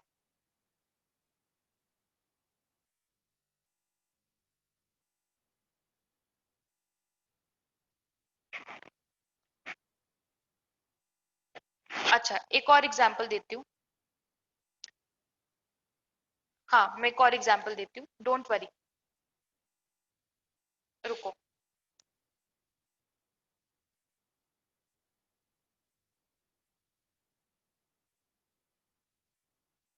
अब यहाँ पे देखो, मैंने लिखा we interviewed we interviewed several candidates, none was, sorry मैंने बोल दिया, none was selected। मैं बता देती हूँ, none was selected का मतलब है कि मैंने बहुत सारे बच्चों को इंटरव्यू किया, कैंडिडेट्स को इंटरव्यू किया, उनमें से एक भी इंसान को सिलेक्ट नहीं किया। none was selected, इसका मतलब है एक भी नहीं। जब भी मैं बात करती हूँ एक भी नहीं के कॉन्टेक्स्ट में, तब मैं यहाँ पे नन के साथ सिंगुलर वर्ब लगाऊंगी, सिंगुलर वर्ब। ठीक है, नन का एक और रूल है, वो बाद में करेंगे, पोर्शंस के केस में करेंगे। इसमें बताओ ये क्लियर है?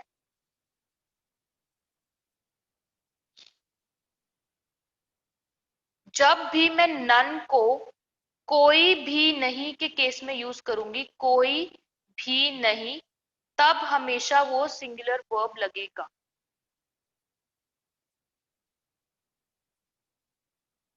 नॉट वन, यहाँ पे नन की बजाय लिख लो नॉट वन वॉज सिलेक्टेड, यहाँ पे सिंगल नॉट वन लिख लो। We interviewed several candidates, not one was selected, कि उनमें से कोई भी एक भी इंसान को हमने सिलेक्ट नहीं किया। ठीक है, जब भी हम नन को यूज करेंगे इस कॉन्टेक्स्ट में कि एक भी नहीं, तब नन के साथ हमेशा सिंगुलर वर्ब लगेगा। ठीक है, चलो आगे।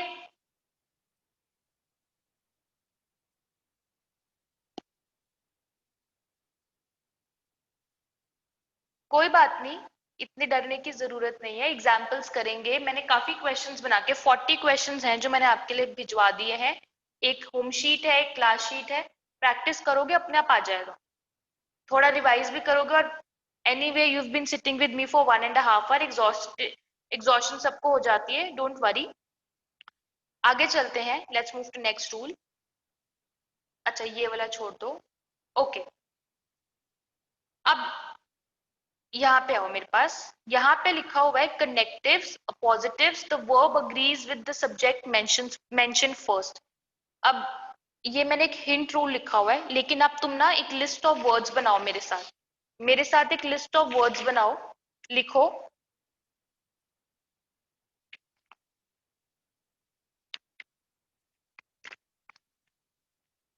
लिखो as well as, as well as, along with, besides, together with,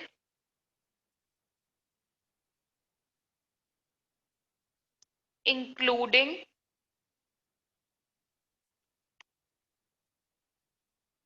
as well as along with, besides, together with, including, with all,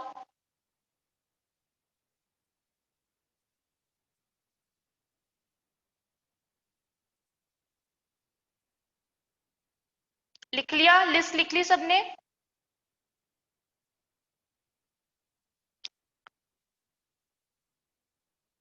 जब भी कोई दो subjects, subject one and subject two, ठीक है, subject one and subject two in words के साथ जुड़े होते हैं, इन कनेक्टिव्स या इन पॉजिटिव्स के साथ जुड़े होते हैं।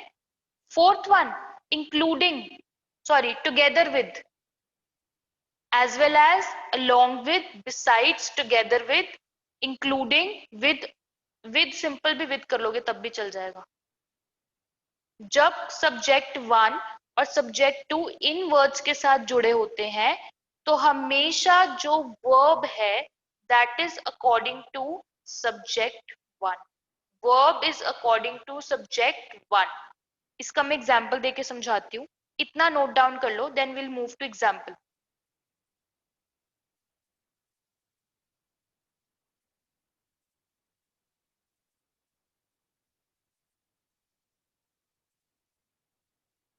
डन? ओके, अगर सबने डन कर लिया है तो देखो, अब मैं तुम्हें समझाती हूँ एग्जाम्पल से। ये रूल सिर्फ और सिर्फ एग्जाम्पल से ही समझ आएगा। मैंने जगह ही नहीं छोड़ी, रुको इसको इरेज कर। सबका लिख, सबने लिख लिया तो प्लीज मुझे, मैं इरेज कर रही हूँ इसका नाम। मैं तुम्हें एग्जाम्पल देती हूँ, देखो। The colour change, the prime minister along with his ministers dash arrived। अब बताओ क्या होगा? हैज या हैव? सोच के बताना, रूल लिखवा दिया मैंने तुम्हें। The Prime Minister along with his ministers, the Prime Minister along with his ministers dash arrived।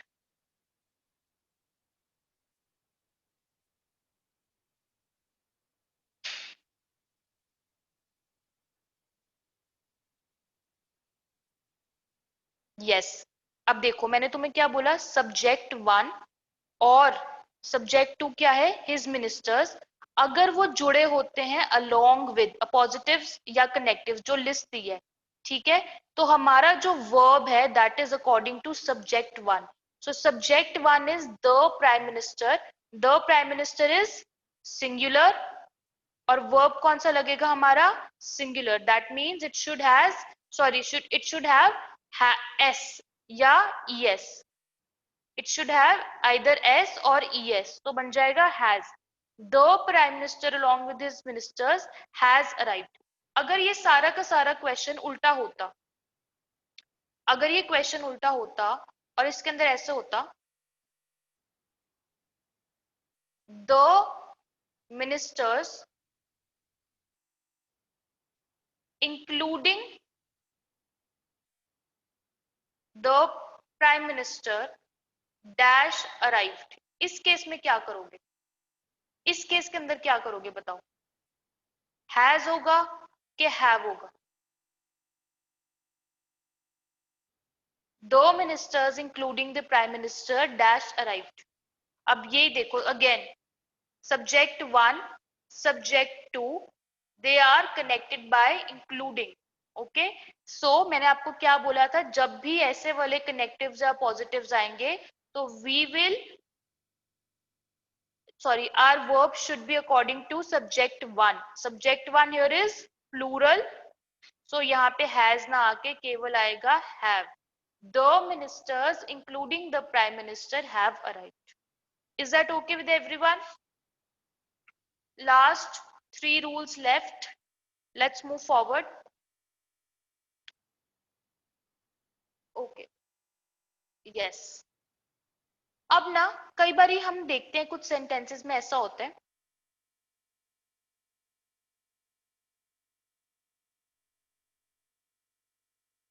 a number of a number of students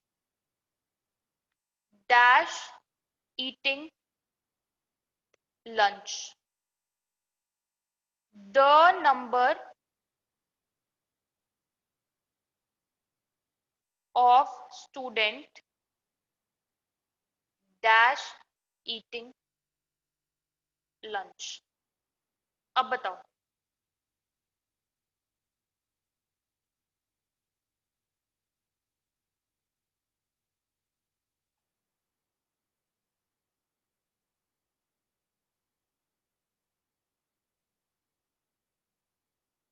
इस केस में बताओ, 3 बच्चों का आंसर आया, बाकी लोग भी सोच समझ के आंसर देना, मैं बता दूंगी.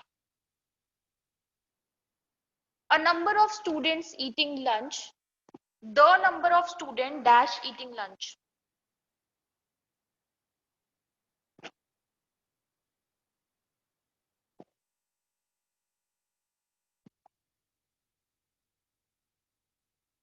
ओके. अब यहाँ पे जब मैं किसी भी चीज को बोलती हूँ ना, अ नंबर ऑफ स्टूडेंट्स मतलब बहुत सारे बच्चे. A number of students means बहुत सारे बच्चे. A number of students are eating lunch. मैं यहाँ पे बात कर रही हूँ कि बहुत सारे बच्चे अपना लंच कर रहे हैं. तो जब भी मैं ऐसे बोलूंगी अ number of students, that means बहुत सारे बच्चे. लेकिन जब मैं बोलती हूँ the number of student, the number of student means I am specifically talking about one set of students. One set of students, a specific set of students, इसलिए इसके साथ लगेगा s. The number of student is eating lunch. एक तो यहाँ पे इस चीज का ध्यान रखना, जब भी a number of के साथ लगता है तो उसका जो नाउन होता है वो भी प्लूरल होता है. लेकिन जब द नंबर ऑफ होता है तो उसका नाउन भी सिंगुलर होता है और उसका वर्ब भी सिंगुलर होता है, क्योंकि यहाँ पे हम talking about a particular set of students. ठीक है, a particular set of students. और यहाँ पे मैं बात कर रही हूँ बहुत सारे स्टूडेंट्स के बारे में. लाइन नंबर 1 में I'm talking about a lot of students. I say a number of students are eating lunch means a lot of students are eating lunch. But in sentence number 2, when I say the number of student is eating lunch, that means I'm talking about a specific set of students. Specific set of students. इसलिए ये यहाँ पे इसके साथ लगेगा singular verb. Is that okay?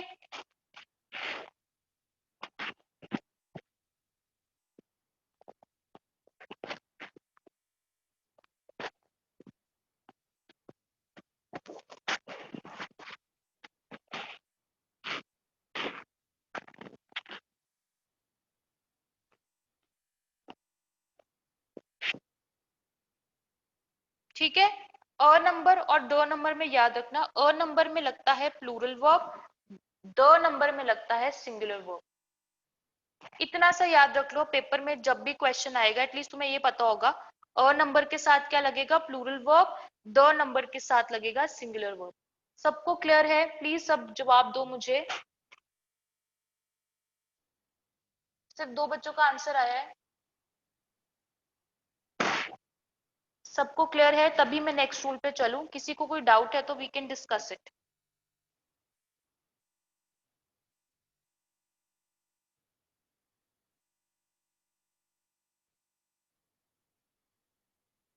Okay, let's move forward. Let's move forward. Okay, second last case है. देखो, in case your sentence begins with here or there, in case your sentence begins with here or there, the verb depends on the subject that comes after the verb. ठीक है, अब ये complicated है, समझो.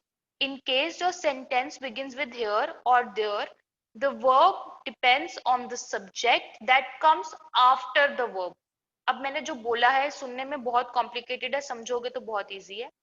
मैंने बोला है there dash 24 hurdles in the game.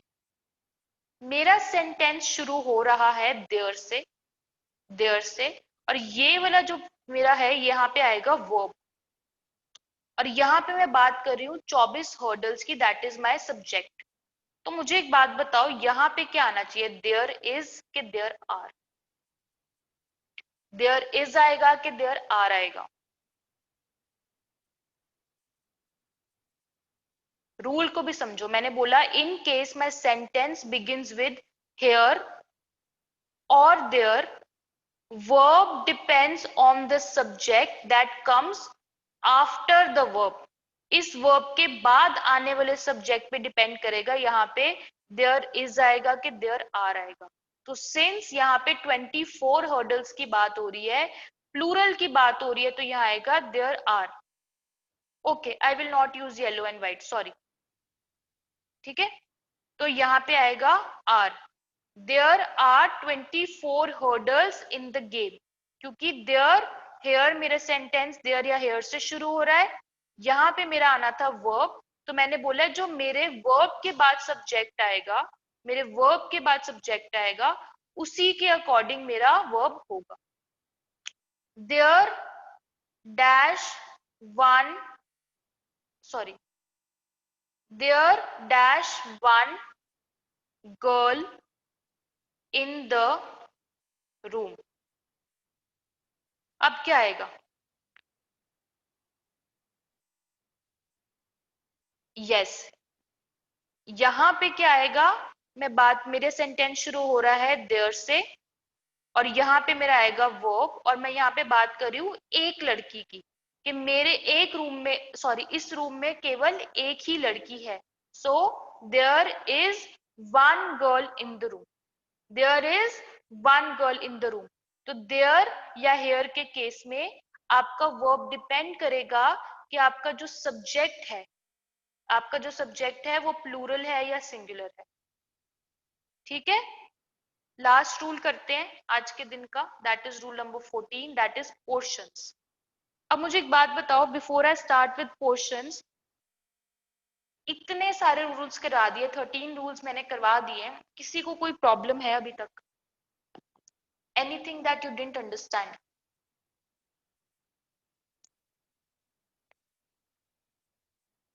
तभी मैं लास्ट रूल पे चलती हूँ, because this will be our concluding rule.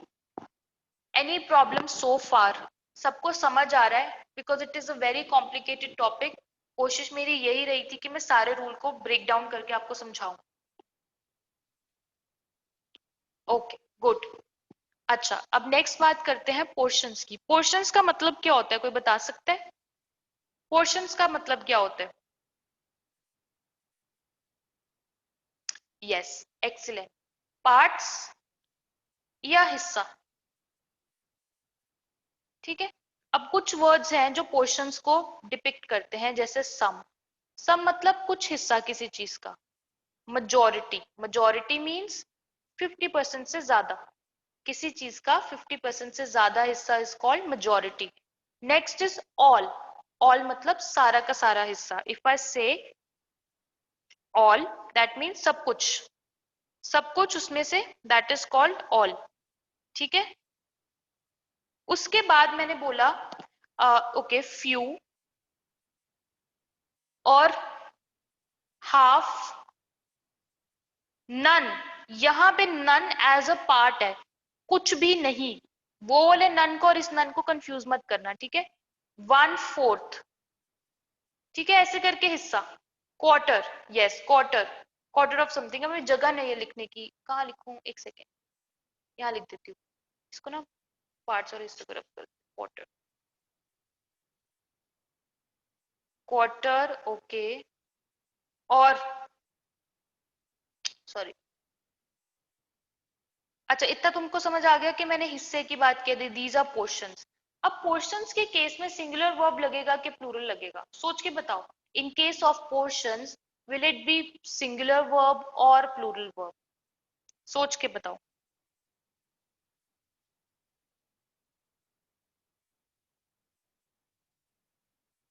Okay, Sahil says plural.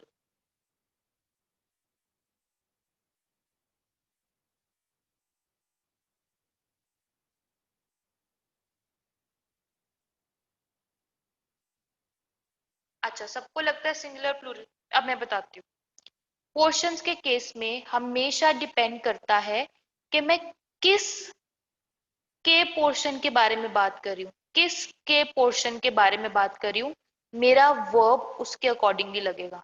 For example, all of the pie dash in the fridge. All of the pie dash in the fridge. अब देखो मैंने क्या बोला, यहां पे मैं किसके पोर्शन की बात कर रही हूँ उसके हिसाब से मेरा वर्ब लगेगा. मैं यहाँ पे पाए के पोर्शन के बारे में बात कर रही हूँ. पाए इज सिंगुलर हेयर, तो मैं बोलूंगी ऑल ऑफ द पाए is in the fridge. Similarly अगर मैं बोलूं सम ऑफ द पाइज, फिर क्या बोलूंगी, डैश इन द फ्रिज. तो मैं क्या बोलूंगी, यहाँ पे मैं किसके हिस्से की बात कर रही हूँ, पाइज के हिस्से के बारे में बात कर रही हूँ. और पाइज क्या है, प्लूरल, तो मैं लिखूंगी some of the pies are in the fridge. None of the cake dash left. None of the cake dash left.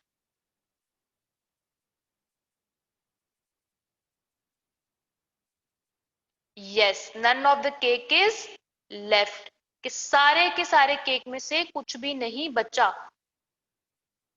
तो जब भी मैं पोर्शंस की बात करती हूँ तो डिपेंड करता है कि मैं किसके पोर्शन के बारे में बात कर रही हूँ. If I am talking about portion of a singular thing, my verb would be singular. If I'm talking about portion of a plural thing, my verb would be plural.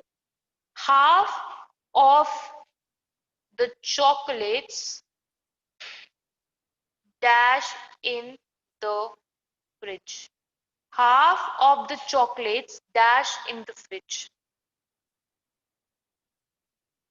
Excellent. Half of the chocolates are in the fridge. क्यों? Portion के हिस्से में मैं ये याद रखूंगी कि किसके पोर्शन की बात करी जा रही है, किसके पोर्शन की बात की जा रही है, मेरा वर्ब भी उसी के अकॉर्डिंग चलेगा. अगर मैं पाए के पोर्शन के बारे में बात करूं तो इज लगेगा, पाइज के पोर्शन के बारे में बात करी तो आर लगेगा. Is that okay with everyone? This was the last rule for the day.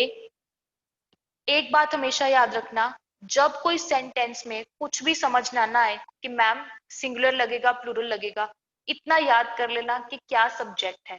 जो मेन सब्जेक्ट होगा उसके अकॉर्डिंगली अपना वर्ब लगा देना, तुम्हारा सारा सोल्यूशन निकल जाएगा. ठीक है, ये तो कुछ पर्टिकुलर केसेस होते हैं जो मैंने आपको करवाए हैं.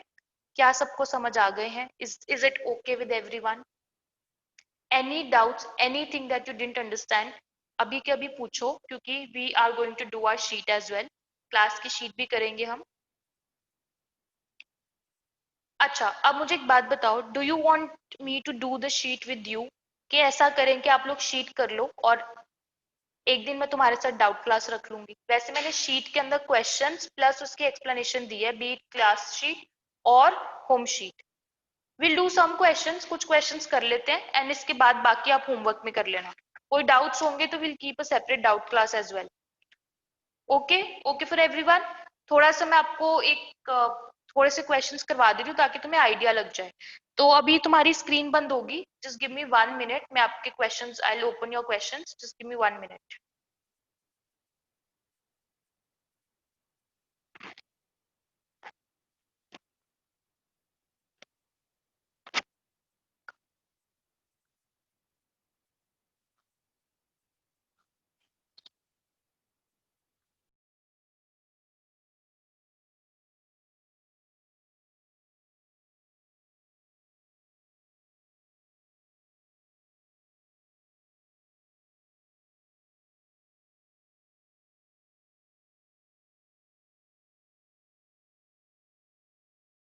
You'll have to give me 1 minute, just let me open my sheet, उसके बाद we'll do it.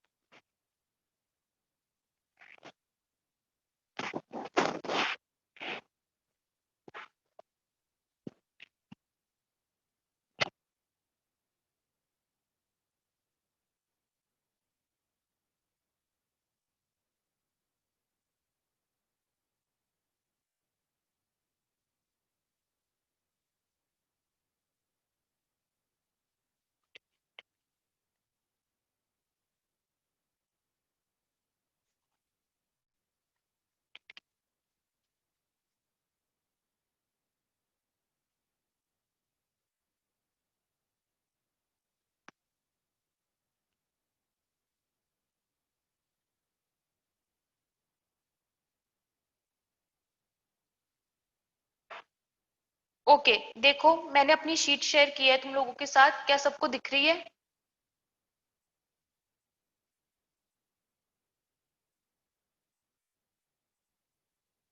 Okay let's begin with the questions.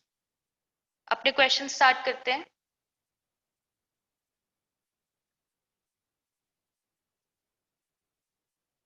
चलो, your first question is any and her brothers dash at school. सब साथ चलेंगे, कोई भी भागेगा नहीं, फटाफट आंसर्स नहीं करोगे, जो क्वेश्चन पे मैं हूं वही कर चलेगा, ठीक है? अब एनी और उसके भाई क्या है? Subject one. सब्जेक्ट टू क्या है? प्लूरल, तो are at school. Excellent. Either my mother और my father dash coming to the meeting. Either my mother और my father dash coming to the meeting. अब क्या याद किया था? आइदर और के केस में जो वर्ड वर्ब के ज्यादा पास है उसके अकॉर्डिंगली वर्ब लगेगा। तो माई फादर इज सिंगुलर, तो क्या आएगा? Is coming to the meeting. Either my mother और my father is coming to the meeting. The dog और the cats dash outside.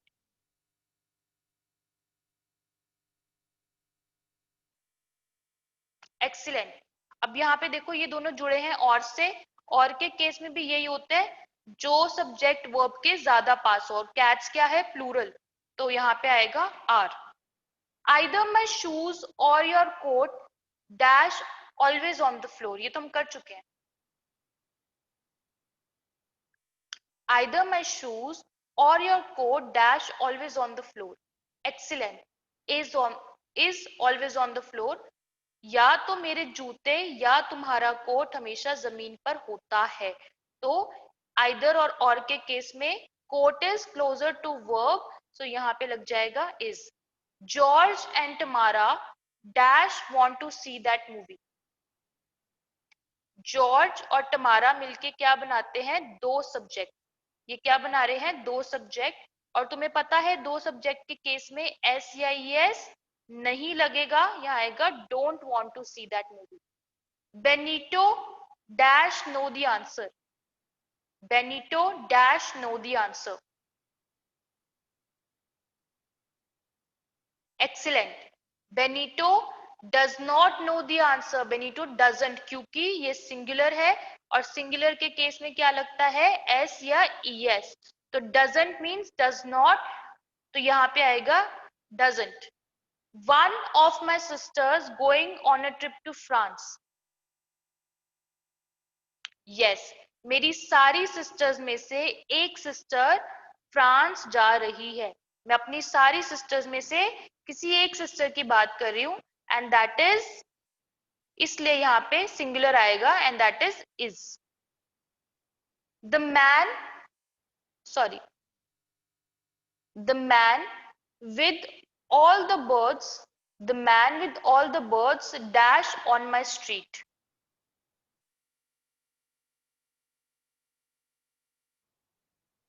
Excellent.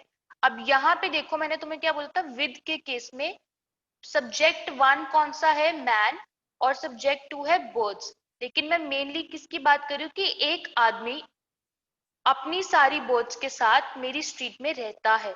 तो मैं बात यहाँ पे एक सिंगल मैन की कर रही हूँ, इसलिए मेरा आएगा लिव्स। एस या ईएस वाला subject, sorry verb. The movie including all reviews about 2 hours to watch.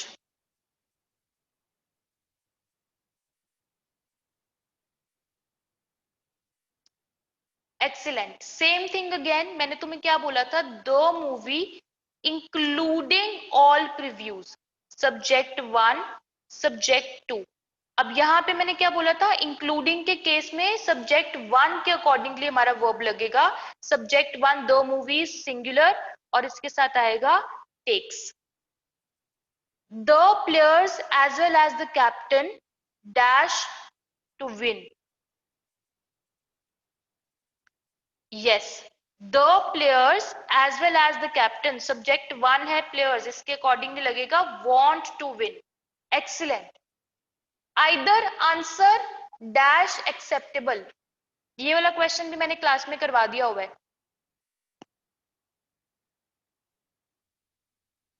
Either answer is acceptable, दोनों में से कोई भी आंसर एक्सेप्टेबल है। Every one of those books dash fiction, every one of those books dash fiction। indefinite pronoun every one के साथ क्या लगेगा? singular is fiction। excellent। nobody, nobody dash the trouble I've seen, nobody dash the trouble I have seen।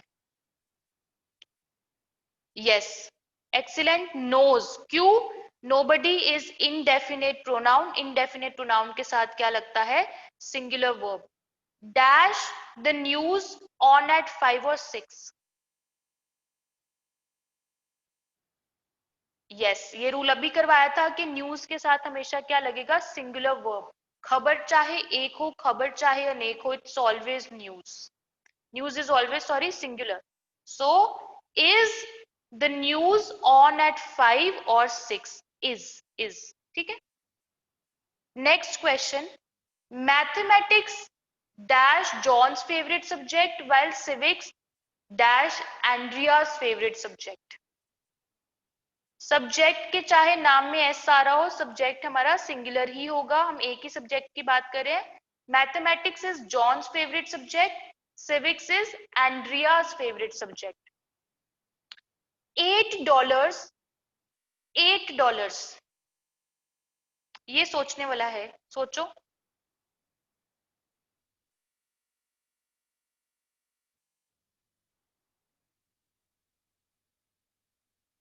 Yes, अब यहां पे मैं तुम्हें बताती हूँ। $8 ना, हम इसको एक 1 यूनिट की तरह ले रहे हैं कि $8 मिलके उस मूवी की टिकट का प्राइस है। $8 मिलके as 1 unit are being paid as price of that ticket, इसलिए $8 is the price of the of a movie these days, क्योंकि मैं यहाँ पे $8 इकट्ठे एक यूनिट की तरह ले रही हूँ। Dash the tweezers in this drawer. Okay, अब तुम याद करो, जो तुम्हें कंफ्यूजिंग वर्ड्स की मैंने लिस्ट लिखवाई थी ना, वहां पे मैंने तुम्हें ट्वीजर्स शायद वर्ड नहीं लिखवाया था, इसीलिए नहीं लिखवाया था कि मुझे याद था कि ये क्वेश्चन में आना है। ट्वीजर्स क्या होते हैं? फोरसेप्स होते हैं ना, उसी की तरह ट्वीजर जैसे एक इंस्ट्रूमेंट बना होता है। जनरली ये या तो हेयर प्लकिंग के लिए यूज किया जाता है, या कभी साइंटिफिक लैब्स में भी यूज किया जाता है छोटी छोटी चीजों को उठाने के लिए। तो ट्वीजर्स जैसे सिजर्स होती है ना, इसके साथ भी हमेशा प्लूरल वर्ब ही लगेगा। ठीक है, जो हमने कंफ्यूजिंग वर्ड्स लिखे थे उसके एक लिस्ट में ऐड कर लेना। Just like scissors, just like spectacles, tweezers also exist in pair in nature, that is why इसके साथ हमेशा प्लूरल वर्ब लगेगा। Your pants dash at the cleaners. Yes, excellent. Your pants are at the cleaners. Your pants are at the cleaners means pants हमारी हमेशा क्या होती है? Plural. Dash, sorry, there dash 15 candies in the bag. Now there is, sorry, there dash only one left.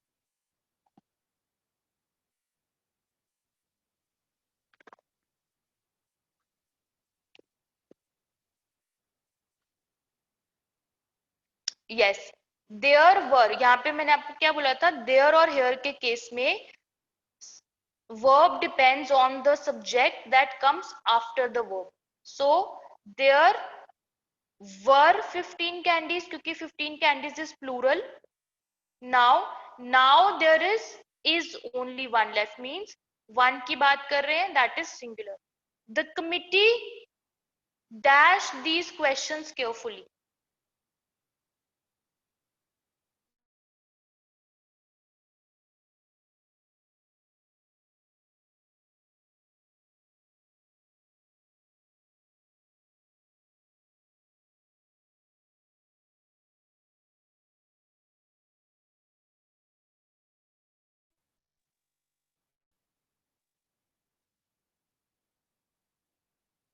ठीक है, क्यों debates, क्यों, क्योंकि ये मिलकर मिलकर एज वन यूनिट, मिलकर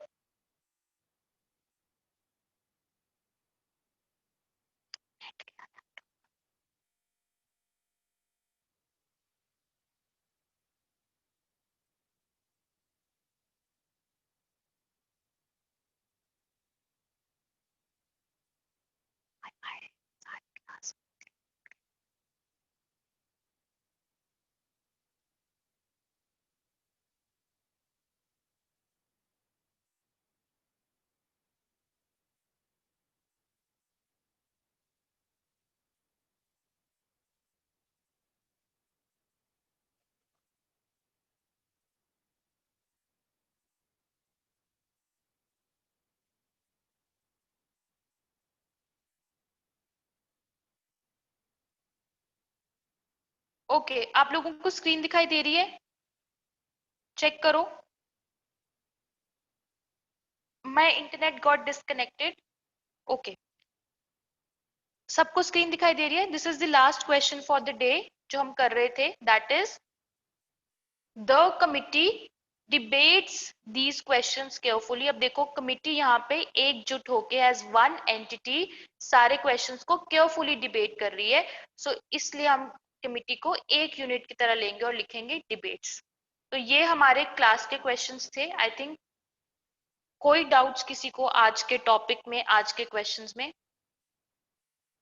किसी को कोई डाउट, किसी को कोई प्रॉब्लम? पक्का सबको क्लियर है? नेक्स्ट क्लास भी हम ऐसी ही रखें? नेक्स्ट क्लास में भी मैं आपको काफी एक इंटरेस्टिंग टॉपिक करवाऊंगी, आपको ऐसी ऐसी चीजें बताऊंगी, आप लोग आपको लगेगा कि मैम वाओ। नेक्स्ट क्लास आपको पता लग जाएगा, आई एम नॉट श्योर कब है। तो नेक्स्ट क्लास में भी आपको काफी चीजें बताऊंगी, टॉपिक भी आपको कम्युनिकेट कर दिया जाएगा और क्लास का टाइमिंग भी कम्युनिकेट कर दिया जाएगा। Is that okay with everyone? ठीक है, और डोंट वरी, आपको टेंसेस, नहीं टेंसेस अभी स्टार्ट ही नहीं किया। This was the first class, this was your first class with me. बाकी आप लोग आपके जो भी पॉइंट ऑफ कांटेक्ट है उनसे एक बार पूछ लेना कि क्या कौन सी क्लासेस होनी है कौन सी नहीं। ये वाली मेरे साथ फर्स्ट थी, नेक्स्ट में जो टॉपिक करवाएंगे वो भी आपको कम्युनिकेट हो जाएगा। Is that okay with everyone? सबको समझ आ गया ना? चलो ठीक है, thank you, you were a great class. I am very happy कि सब लोग बहुत इंटरैक्टिव एंड प्रोएक्टिव थे। नेक्स्ट क्लास भी कोशिश करेंगे कि हम मिलके बहुत कुछ सीखें, बहुत कुछ लर्न करें। Is that okay? चलो, आई सी